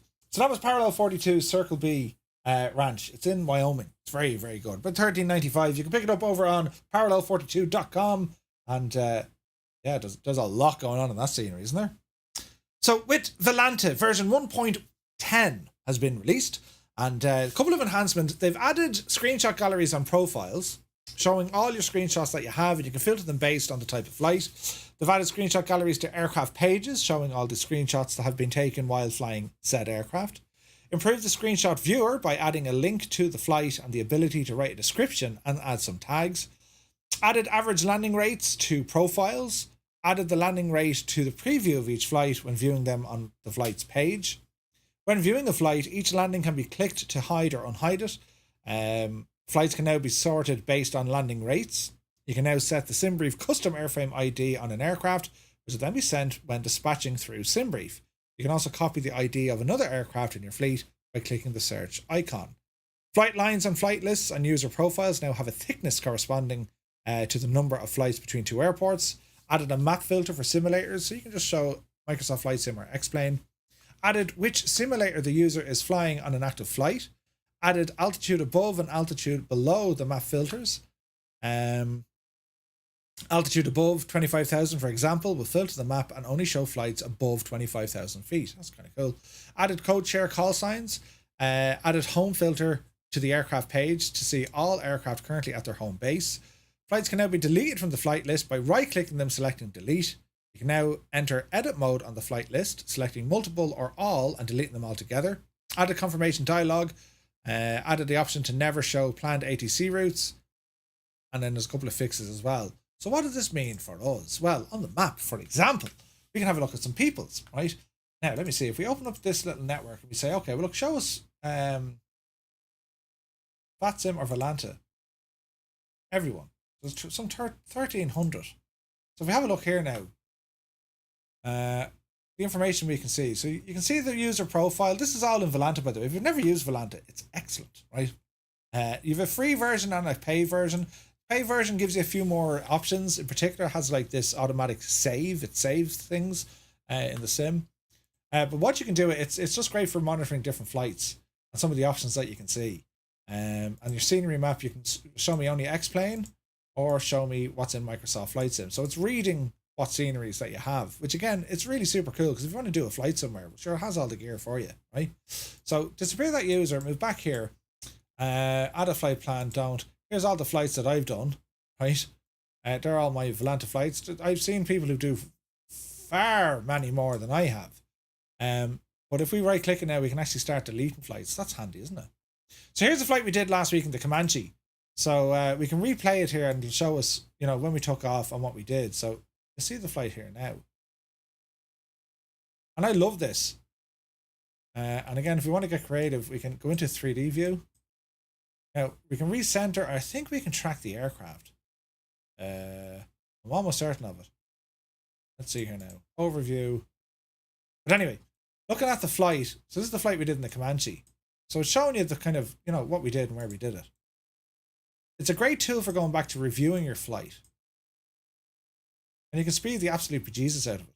1,024, so 500 times the speed. Right? And we can look at all our landing rates in all the different areas. 105, 63, 606. The jet. Oh, I crashed over there. 139. Right? And that's just one flight from last week on Valanta. Let's have a look at the stats. So block time, that was grand. Flight time, landing rate, date of the flight, all that jazz is there. Any notes we can put in or screenshots that we've taken, we can add those in ourselves. And there's only one flight. We can look at another flight. What was this one now? This was chopper flying, I'd say. I need to update all my aircraft on Volanta. I haven't done it, but this is all my chopper flying. So I did this on VATSIM. And how I know I did it on VATSIM, because, well, if you look at this, this is showing me taking off from Baldonnel, entering the zone, hanging around Dublin City, out to the airport at Dublin. I did a set down and then legged it back towards Baldonnel.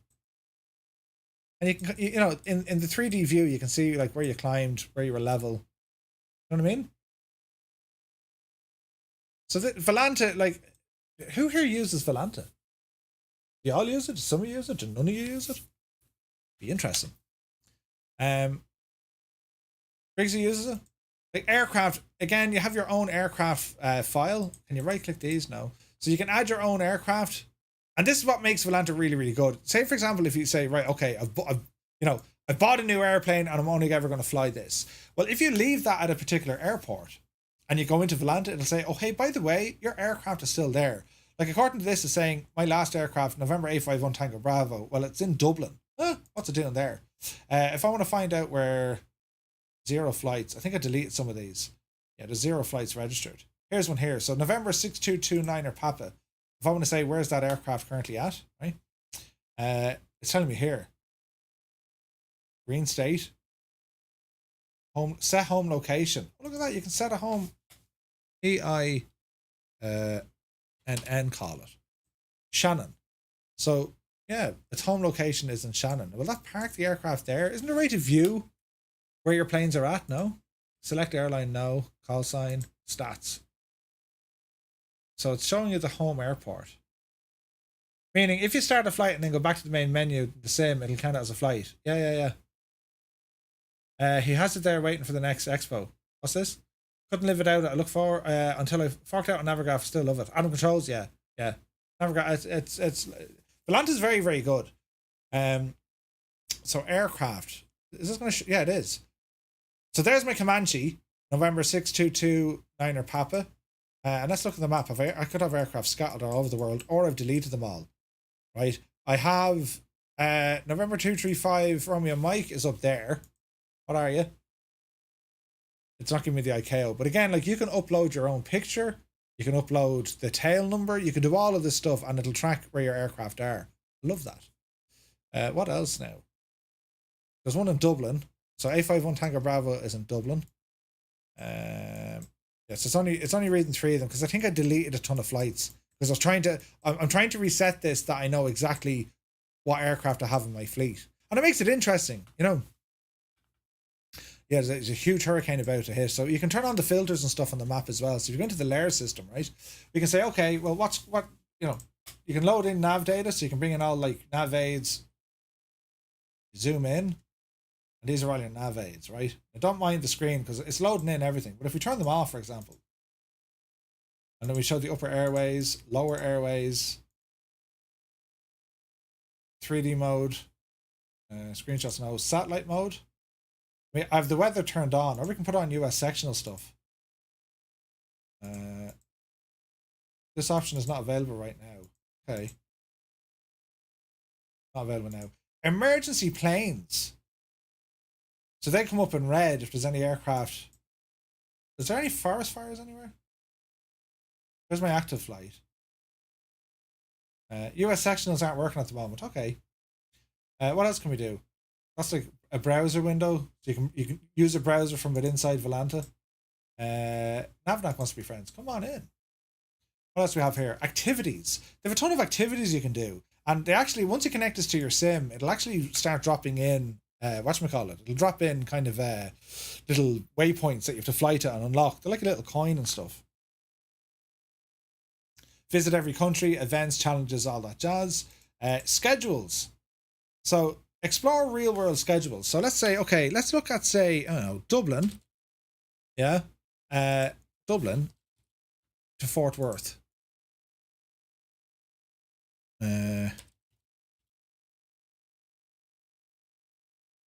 Look at this. So yeah, there's American Airlines 133. Click on it, update the current flight, or you can add it to a roster. Right? So you can say, okay, I'm going to do this flight now, or it's going to say, right, you can add, look at the tracks there, or you can do it from your roster. Now, is there a way to Dublin? I'm just going to show you all the flights that are coming out of Dublin. All of them, right? And we're saying Fort Worth, KF or KDFW, Dallas. And you can go by aircraft. Right? So if I were to say, right, 772? No. Sorry, an AT-72, beg your pardon. So a Boeing 777 or a 767, no. 789, no. 75, no. So it looks to be only a 777 is used on that. Yeah. So there's a 777. So if I wanted to say, this is super handy. Let's say, for example, you're sitting at, you're in, I don't know, random airport. Let's say Shannon. All right, so me Shannon Airport, and I want to fly in, I don't know, a 757. Well, what routes out of Shannon can I fly? And it's found a few of them. All these routes here.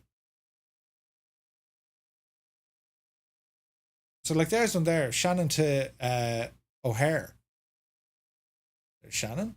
And it'll be going to O'Hare. And again, if you don't like what's on the screen in terms of like labels, get rid of the NAT tracking and all this. Upper airways, lower airways. You can mess around with all those. Leave those off. Isn't that cool? You can add it to your roster, or you can go ahead and just select the flight. You earn points with Aerocash and you can buy scenery with the points. Yeah. Events. So cross the land. April 14th. They've all their events and stuff. That's grand. Then teams. I haven't gone into teams.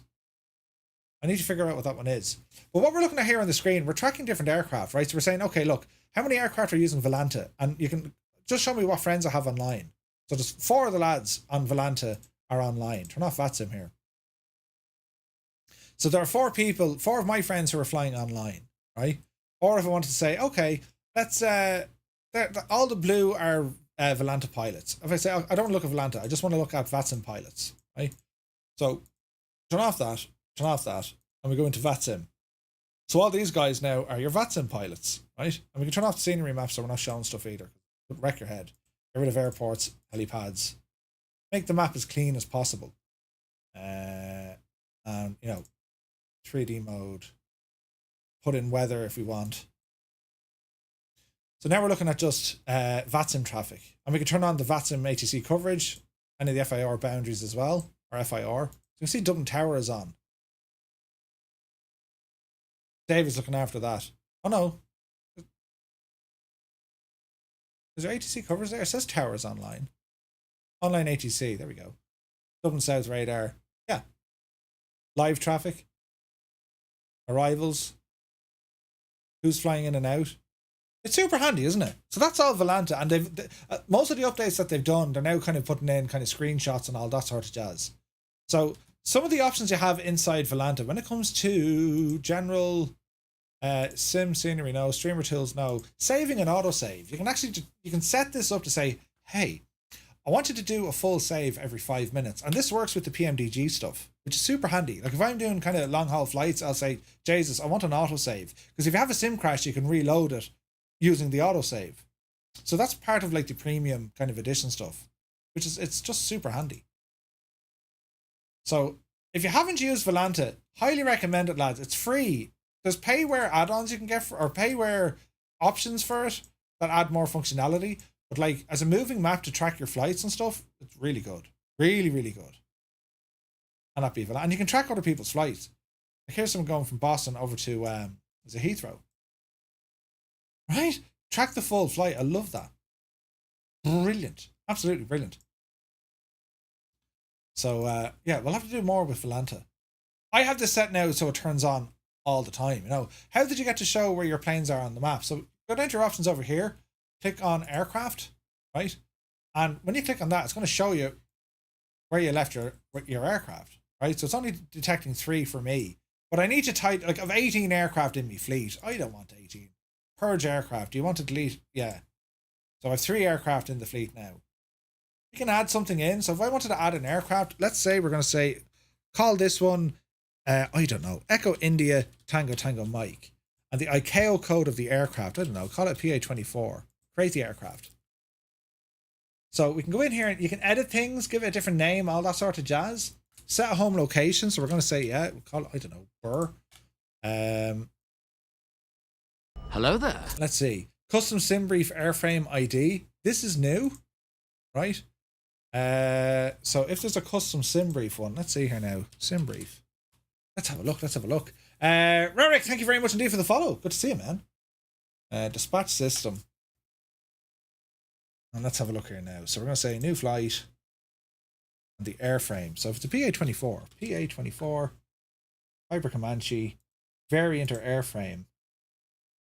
Registration, EITTM, cruise, fuel factor, sort by registration, sort by name,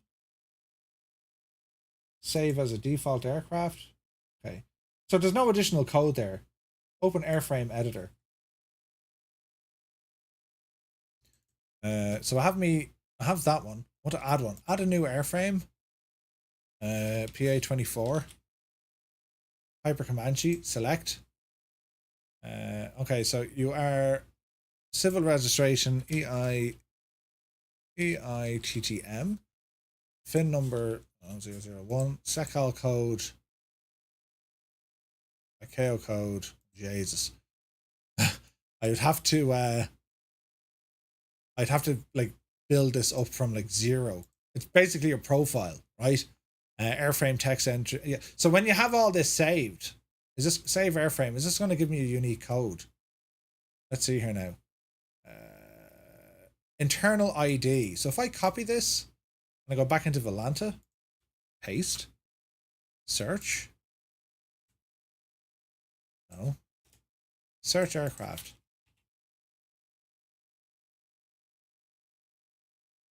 Type airport registration. I'll leave that now for a minute.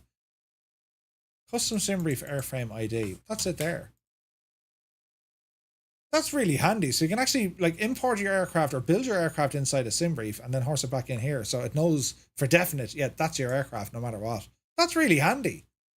Really, really handy. And again, I've Volanta told whenever I start the sim, start tracking my flight, because like it's always good to see what's going on in the background. You know what I mean? And then yeah, we probably don't have time now tonight, but Navigraph. I'll do a different stream at Navigraph because there's so many things on Navigraph, and depending on where I'm flying, how I'm flying, what I'm flying with, this is where I really start kind of putting stuff into here.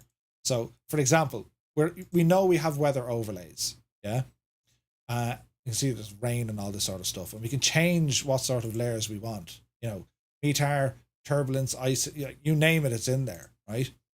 And again, like Navigraph, to me, Navigraph is just an essential tool to have in the sim, because it'll have your chart access or charts for IFR flights, but it also has very good VFR capabilities, and I absolutely love it, right? And we also have all these little bits of information down here, so we can say, you know, change the metric. Okay, I want to show my squawk. I want to show current Zulu time. I can add stuff, right? A G meter. Like with Navigraph, I know that we looked at the iVision or EYEVIONICS we were looking at. I'd say it's only a matter of time before Navigraph start adding that stuff in there themselves. I really do. Like, I think they're going to be doing that soon. Synthetic vision and all this sort of jazz. But if you go, say, that's the US, and I'm using sectionals there. So if we ramble back into Ireland for a second, right? And you can see the map and how messy and weird the map is. We can pause that. And we can turn this off if we wish. We don't need to have the weather there. How you do that? You see this layers button? Click on the layers, right? And this is where you can kind of turn things on or off in the map. And you can get rid of telemetry. Disappear it. You click on it, it's there. So, okay, let's say, right, we just want to start looking at a few of these options. So if we turn them all on, and you might be saying, but Jesus Murph, I can't understand that on the screen. You go into see the little orange sliders? This is where you can customize it. So once you click orange, it says, okay, you can customize them. So you can turn on what you want or turn off what you want when it comes to your nav stuff. So, you know, NDB nav aids, terminal waypoints, VHF, user waypoints if you want to add one in. And if you want to add in a user waypoint, you can say, right, create a user waypoint, and you can give it a name. So for example, if we wanted to throw in a user waypoint somewhere, so there's Bal, right? You have the red cow. I don't know, what can we do with that? You have Palmerstown roundabout. Now we can change the map here if we wanted it to make it look easier. So if we go to satellite, there is. So here's Liffey Valley. So I'm going to put in a waypoint here. So I'm going to call it user waypoint. We're going to call it Liffey Valley. Liffey Valley Shopping Centre. Notes. 'Tis a shop. And we're going to say create it. Okay. And forevermore, where is it now? If I wanted to show, where is it now? User waypoints. How do we turn this off now? Because it should display them, right? Turn off all this.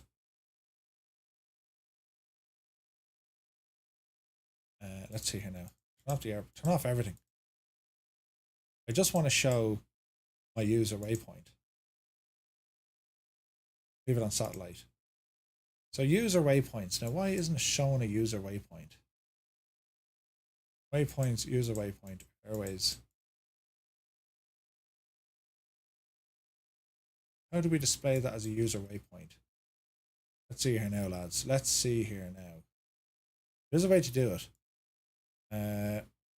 There's Bal, there's the 50, there's Liffey Valley. So what's here? So it can see it's a waypoint here. It knows what it is. Liffey Valley Shopping Centre, 'tis a shop. Yeah, you can edit that, but I'm trying to. How do we show that on the map? We called it Liffey Valley. So if I put in a new flight, I wonder will it pick this up? New flight, and let's type it in. Enter the text route. So I want to go from EIME, Liffey Valley, and then EIDW. Will I find Liffey Valley? No. Remove. How do we add in? So add destination alternates. How do we add this one in? There's got to be a way to do it, right? Direct. We'll just put in Liffey Valley. Liffey Valley. What way did I spell it? Is that going in right? No. Liffey Valley. There's a way to do it. I'll look this up proper, right? Because I know we can search the area and we can say, oh, drag me over here, and it's going to say, well, what's over here, Murph? Well, we can just say, well, user waypoints. There you are, Liffey Valley. There you are, you mutt. Delete that. Remove. Okay, so Liffey Valley. You can click on that now. Can we bring her? Yeah, you can. So we can add it to the route, and now there she is there. Liffey Valley Shopping Centre. There you go. That's how you do it, right? Dreamy, sleepy, nighty, snoozy, snooze. That scared the crap out of me. Thank you for that, Si Murray. So in my little flight plan, I can say, okay, well, look, there's Liffey Valley, right? Now, there's other things we can do here as well. We can, what can we do? We can change the type of flight, right? So we can go into our options here. And we're going to say, well, look, I just want this to be VIA4. And my altitude along here is going to be, I don't know, 18, we'll call it 2,000 feet. Get rid of that. And there's a little flight plan that you can put in your own custom waypoint. So, and see the way it's displayed as what your custom waypoint is? Liffey Valley. And like you can do that, we can add another one over here, right? Yeah, baby. Yeah. Jesus, there's buttons. Oz Flight Simmer is here with 5 gifted tier 1 subs. Oz, thank you very much indeed. Dude, how are you, man? Lads, if you just received a tier 1 sub from Oz Flight Simmer, do be sure to say thank you. Thanks very much, man. I hope you're well. We're going to add in a custom waypoint here. So user waypoint, we're going to call it Croke Park. Jesus, Croke Park, right? Tis a big stadium. Great. Okay.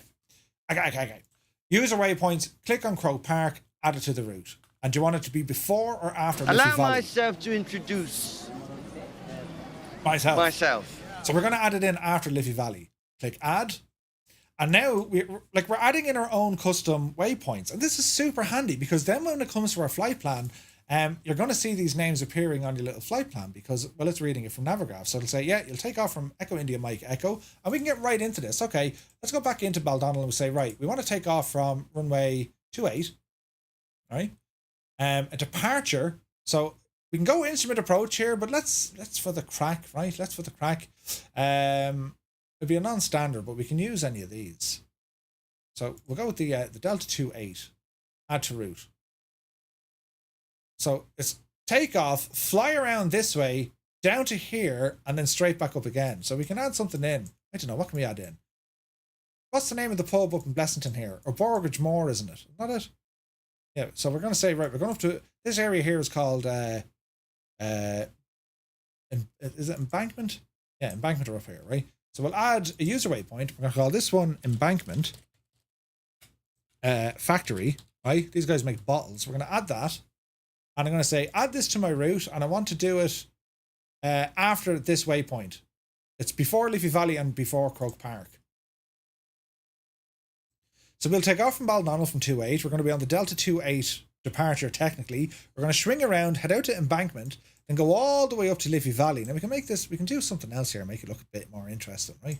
We can go out to, and if you know the area, you just put in whatever the waypoint is. Do you know what I mean? You know, you can call it, I don't know. Let's create one here. User waypoint. The thing in the bush. Jesus. And create that, right? And then we want to add this the thing in the bush, add to route, and we're going to do it after. You can select before, but we're going to do it after Embankment. Add it. Right? Now, this is a mad looking flight plan, but you get the idea, right? I can export this down. I have a couple of options here, but I can export the stuff. And if you want to look at Dublin and say, well, we're going from Croke Park, well, can we just do an L runway landing? 28 right, I suppose. Yeah. Add 28 right. Now, how are we going to get to 28 right? Because, you know, we got to contact tower on that, yeah? So ideally, we want to be getting a little... Jesus, that satellite imagery is as old as, isn't it? Right, okay, depending on the distance. Yeah, so this is old satellite imagery.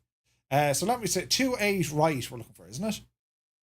So if we want to go to 28 right, well, sure, get us over this neck of the woods. So if we were to say, I don't know, what's the name of the golf course out here? St. Mary's or something, isn't it? Is it St. Mary's? Let's do a waypoint over here. We'll just call it the Marina, right? The Marina. And you can, like, this is the beauty of all this. I mean, you can, like, name all of these, Africoke Park, yes. You can name these to your heart's content. And, like, this is where it gets fun. Yeah, you put it in addons graph, but, like, you can put in, like, if you're doing, like, military stuff, you can call it, you know what I mean? Like, this is where you have fun with it. So that's kind of what my flight is there. And I'm not worried too much about approaches or otherwise. And my options are there. Flight mode is a VFR flight, charts 2,000 feet, export. And how do we export this? So we can, you have all these options. Usually we just go standard Microsoft Flight Sim, right? But there's other stuff we can use. You can horse it into X-Plane. You can put it into your TDS, GTN-XI. You can also do it straight for the PMS 50. So if I click on that and we drop it into, I don't know, we'll call it flight plan. So we'll call it MAD FPL, right? Save that. I have the sim working back in here. We'll give a sim a moment to, Jesus, just treat him skiing now. Have a look at this, right? Let me see here now. Weather. Change the weather. Back into live weather. Back into real time. There's me plane sitting on the ramp, and I'm going to turn on the GTN 750. Right? And give it a second to boot up. So let's see what happens here. That's Deer Park. I was playing there on Friday. Not far from your parents' gaff. Nice. Okay, why didn't this open? We want the GTN, please. Power is off. Power should be on. Here we go. Initializing system. This is brilliant, right? Yes. So here we go. How do you? Right, back here a little bit. No, I don't want it in that. Balls! Close that. There should be a way I can change the screen here. How do you change the screen? There we go. Okay, let's go back. Let's go to flight plan. Menu. Catalog. Will I find it? No. Menu. Import. Import from file. This may take a few seconds. Analyzing. No valid flight plan. Where do I need to dump this now? Let's think, lads. Let's think. Roy, you take care. There's a way to do this. It's not in the catalog. I want to import the flight, right? Import. Where is it looking from? Import from sim ATC. No. Import a file.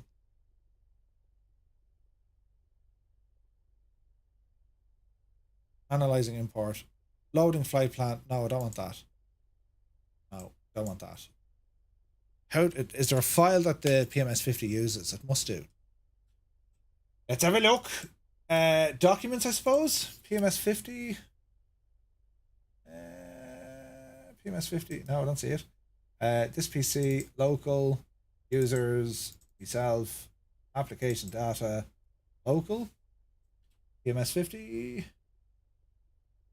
No. Roaming, PMS 50. I don't even know where that goes. No? Navigraph. There's no information on this. So PMS 50 GTN.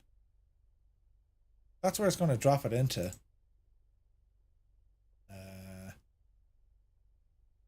How do we tell this gadget where to load from? Load from, delete, invert, cruising, import. Import from file. It may take a few seconds. No, I don't want to import that one. Is it because it's not a dot flight pan? Look. Add dot FPL. How's that? Import from file. Yeah, I don't know how to work that. Cancel that. How do we load this in? Does the PMS 50 have its own a quick Google will sort it, Murphy. Load custom flight into PMS 50 GTN. Let's have a look. Let's have a look. Let's have a look. Let me see. Map visual approach. Import user waypoints. No, I want to import flight plan. Let's see now. Let's see. Import flight plan. Install updates licensing. Flight plan. Catalog. Importing a flight plan. Premium extension allows you to import a flight plan. Independent. There's no export to file function because it's not technically possible. Okay, so I give you a choice between several options if you're in. Okay, so where do we import? Only the plan format is accepted. To import it, set to flight plan, and drop into the subdirectory community PMS 50. Okay, that's where it lives. Okay, right. This PC community PMS 50. PMS 50. We'll get there now, lads. This will all be brilliant. PMS 50. Flight plans, GTN 750, and drop it in there. Menu. Import from file. Okay. No, that's not it. Cancel. Menu. Catalog. Why is it not working now? .pln. Yeah. Okay. Back. Menu. Import from file. No, that's not right. Sure it's not. Okay, let's call it FPL. FPL.pln. Yes, I want to replace it. Let's see if we do it this way. Maybe you have to override it. That's what I was looking for. FPL. Menu. Import from file. Yes. Let's see, lads. Let's see. Yes, there it is. Look. Dublin, Baldonnel to Dublin. Right? Yes, I want to load it.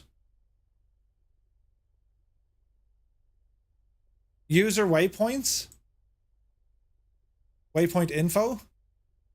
User waypoint. Okay, is it picking up the names? I wonder, can I pick up the names? Let's go into our map. So this should, if it doesn't crash, this should show me the flight plan of what I'm after. Oh wait, balls, I'm sure I'm not in Dublin. Right? Wait now. I'm not in Dublin. Right, Flo will help us out here. Let me see. Yeah, she's going to struggle now because I'm trying to break it. Because it's trying to identify where I am versus where I am in relation to the aircraft. Nav mode, portal. We'll do this quickly. Echo India Mike Echo. In you get. Horse yourself in there. We'll go on to runway 28. Let's see now. Runway 28. Come on, you devil. Go. Go. And let's see what happens. This is one of the things TDS version does better. You can import the internal catalog, an internal catalog from external disk. Yeah. Flightplan.pin. Yeah. Now we'll give it a second. Let's just see what happens. But the thing I'm showing you is the customization on Navigraph. It's so vast. Do you know, like you can, depending on the maps that you're using. I mean, look, you can use any amounts of layers, any sort of kind of information you can show up there. And these are all the different ones we have. What else do we have? Wasn't there something before? Like they have ProSim stuff in there. Like, do you know what I mean? Pin boards. Oh, they're okay. User waypoints. They're all okay. This is loading us into Baldonnel. Give this a second.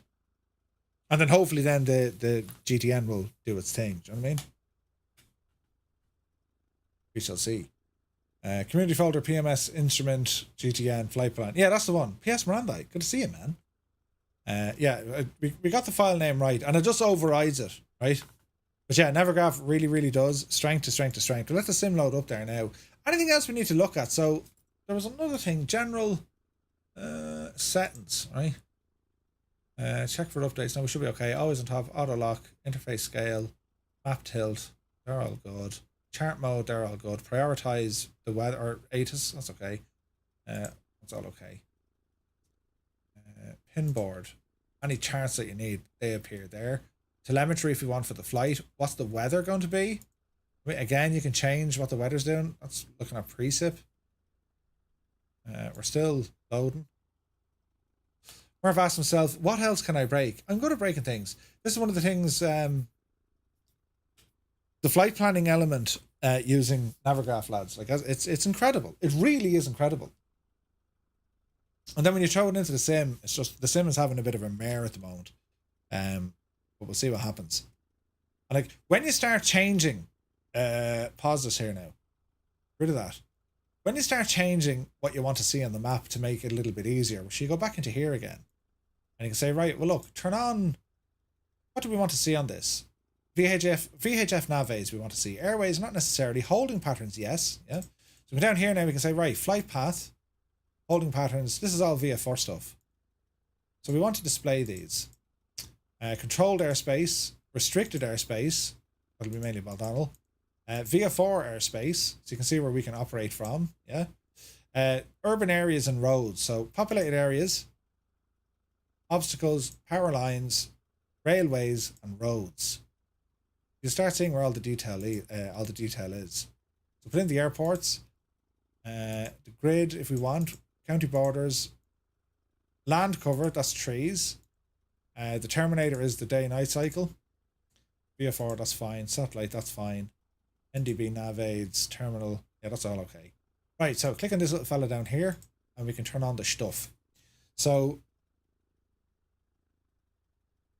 see the urban areas, right? If I change the map here, if I change the base map and I say, look, put it on like VFR. And I touched on this last week. Do you see the shapes it's given you, right? Turn off all that stuff now. Do you see the shapes it's given us for the urban areas? Yeah, you might say to yourself, Jesus, I didn't think Dublin looked like that. Or, you know, you can go somewhere, I don't know, Telford. And you're saying, well, it doesn't really look like that. That orange that you're looking at, it's based on how that urban area would look like at nighttime. It does the same over in the US. If you're on the sectionals, right, and you want to know, you know, see the yellow in the back here? That's showing you the layout of the city or the town at nighttime. So you can identify the shape of it at nighttime. That's pretty cool, isn't it? Now, did the sim get us to where we wanted to go? It really didn't. It's really struggling. Okay, I say I've broken the sim. But we get the idea, yeah? So we can see in this flight here. Now, is there a way wasn't there another way I can export that? Weather, VFR. Oh, that's all okay. Auto IFR, no. Lock that in. That's showing me aircraft and our route. And, you know, you can horse out the route if you want. Hey, good buddy. You know, you can also move the map around as well. Depending on your style of flying, you can, like, right-click the map screen. You can move things all over the place. You know what I mean? Paul, thank you for the subscribe. You're very welcome in. And if you put this into, like, satellite mode, right? And, like, see the way it's reading, like, the terrain of the buildings of Bal? Right? Not deadly. I mean, you can see where the runway is. You can see all the hangars, the main square, all that. And, like, if you want to then say, well, going up to, you know, Dublin Airport, for example, it's going to do the same. You're going to see the concourses. You're going to see all the layout of the buildings. And it gives you a fairly substantial layout of the buildings. All the stand numbers are there if you want them. Tug release points, I think, are coming later. They're going to actually have them in the overlay in the main map. But, like, there's just so many ways in which you can kind of use Navigraph. And, like, you know, talking about, like, a mobile solution on a tablet or otherwise, I mean, it'll work on your phone, it'll work on a tablet, it'll work anywhere. Navigraph will work anywhere. Yeah, the sim is really not liking what I did there. But yeah, that's pretty much what we can do, right? And that's just one element of flight planning. That's just flying, looking at custom waypoints. And we can put in our own custom waypoints. The thing in the bush or embankment, Liffey Valley Shopping Centre, Croke Park, the Marina. Like, you can do that to any flight plan you want to create. And, like, it's class, like. It really is class. And I have all this in night mode, so you can change it to daytime if that's easier to see. You know? Like, if you were going to plot a course and you say, look, I want to hit a couple of forested areas, You can plan your route and say, okay, look, give me a custom waypoint down here. And it's telling you what's in the area, and you can say, well, can I add that into it, or I can put in a user waypoint, and the scope is specific to the flight, or it's a global waypoint that you need. And you can just add it in there. Give it any name you want. And then when you put in all your user waypoints, like all of them, and this is like, you can have any amount of user waypoints. That's where they live there. Isn't that cool? Can you delete them? How does one delete a user waypoint? That's interesting. Add to route. Or can you delete a user waypoint? We probably have to like remove it from our plan, right? So if I say the thing in the bush, remove it. Now the thing in the, can I now delete that? No. How does one delete it? Filter or edit? Ah, there you go. See, it's very intuitive. So the thing in the bush, we can now click on that and delete, and I no longer need to worry about. Can I share that? How does one share that? I can give you the coordinates, I suppose.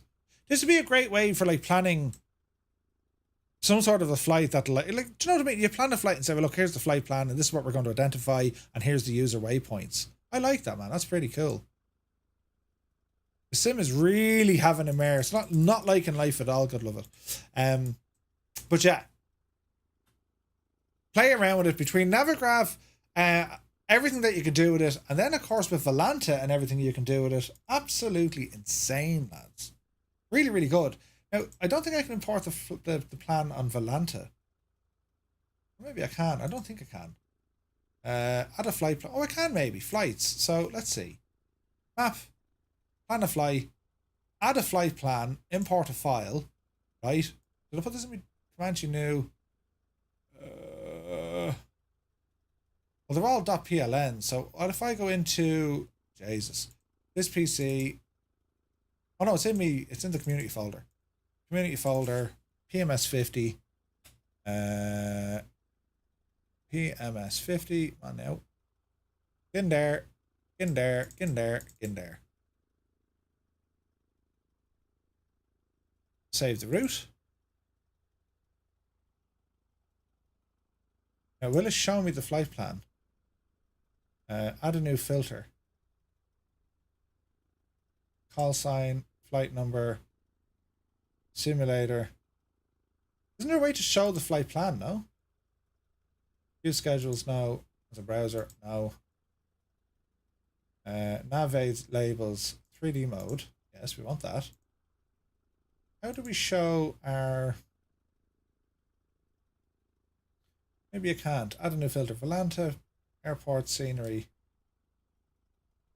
Oh, flight plan. It's not showing me the it's not showing me an overview of the flight plan. It knows where I'm taking off from, it knows where I'm flying to. Notes, nothing. Stats, nothing. Okay. Did the sim actually get us to Baldonnel yet? No. Anyway, there we have it. I could rabbit on for another like 2 hours, but yeah. Navigraph made a huge mistake when the devs decided not to put tooltips that pop up under the mouse cursor, says Stickfigure. Do you reckon? Hello there. What ones were you looking for? You know? Let me see. Babylon. Fided? Welcome in, Babylon. Thank you for the follow. The plan flight button on Volanta. Plan flight. Yeah, no, I was thinking that, but like flight plan, right? Your active flight, follow flight. But where do we show planned flight? Planned route. There you go, you genius. Now that's a little bit different, isn't it? Look at that. We weren't going out that neck of the woods. That's interesting, because look, someone here is not listening to the other. That's not the flight plan we put in. Now, Valanta doesn't like VFR, so maybe that's kind of giving us the gist of it to get us back up to the departure and arrival. But that's interesting. So, like, yeah. Valanta doesn't like that. This should be a VFR flight.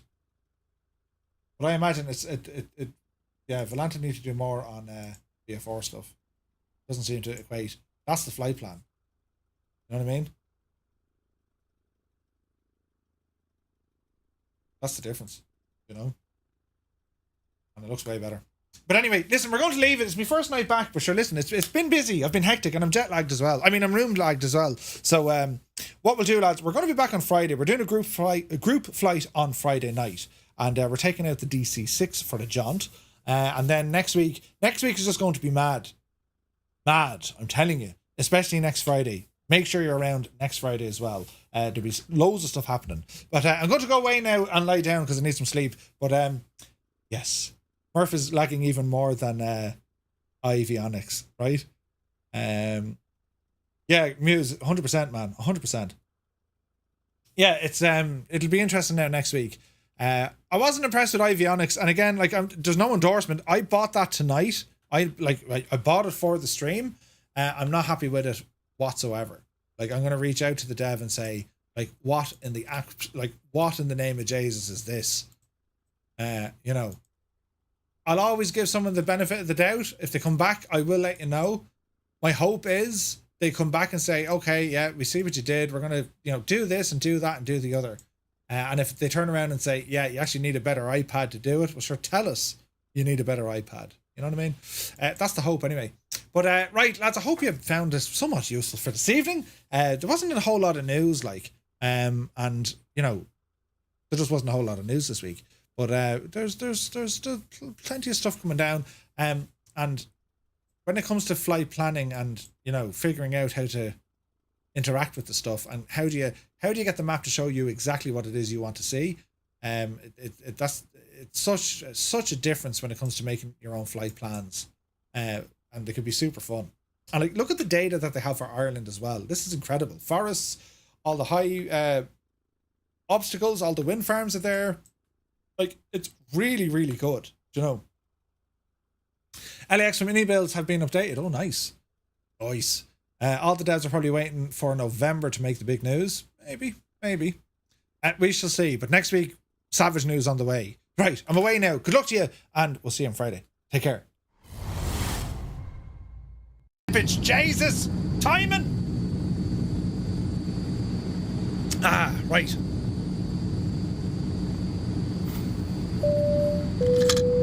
Our final landing of this flight. What an epic day of flying. Just incredible, lads. Does that Dreamy, sleepy, nighty, Jesus! snooze. News fan! What's happening? Who's in charge? Do you see what's happening? A level 8? Hang on, I need to sit down. Level 8 hype. Jesus, I'm about to roll it over me toe. Oh, it's all right. I'll walk it off. Oh, cramp.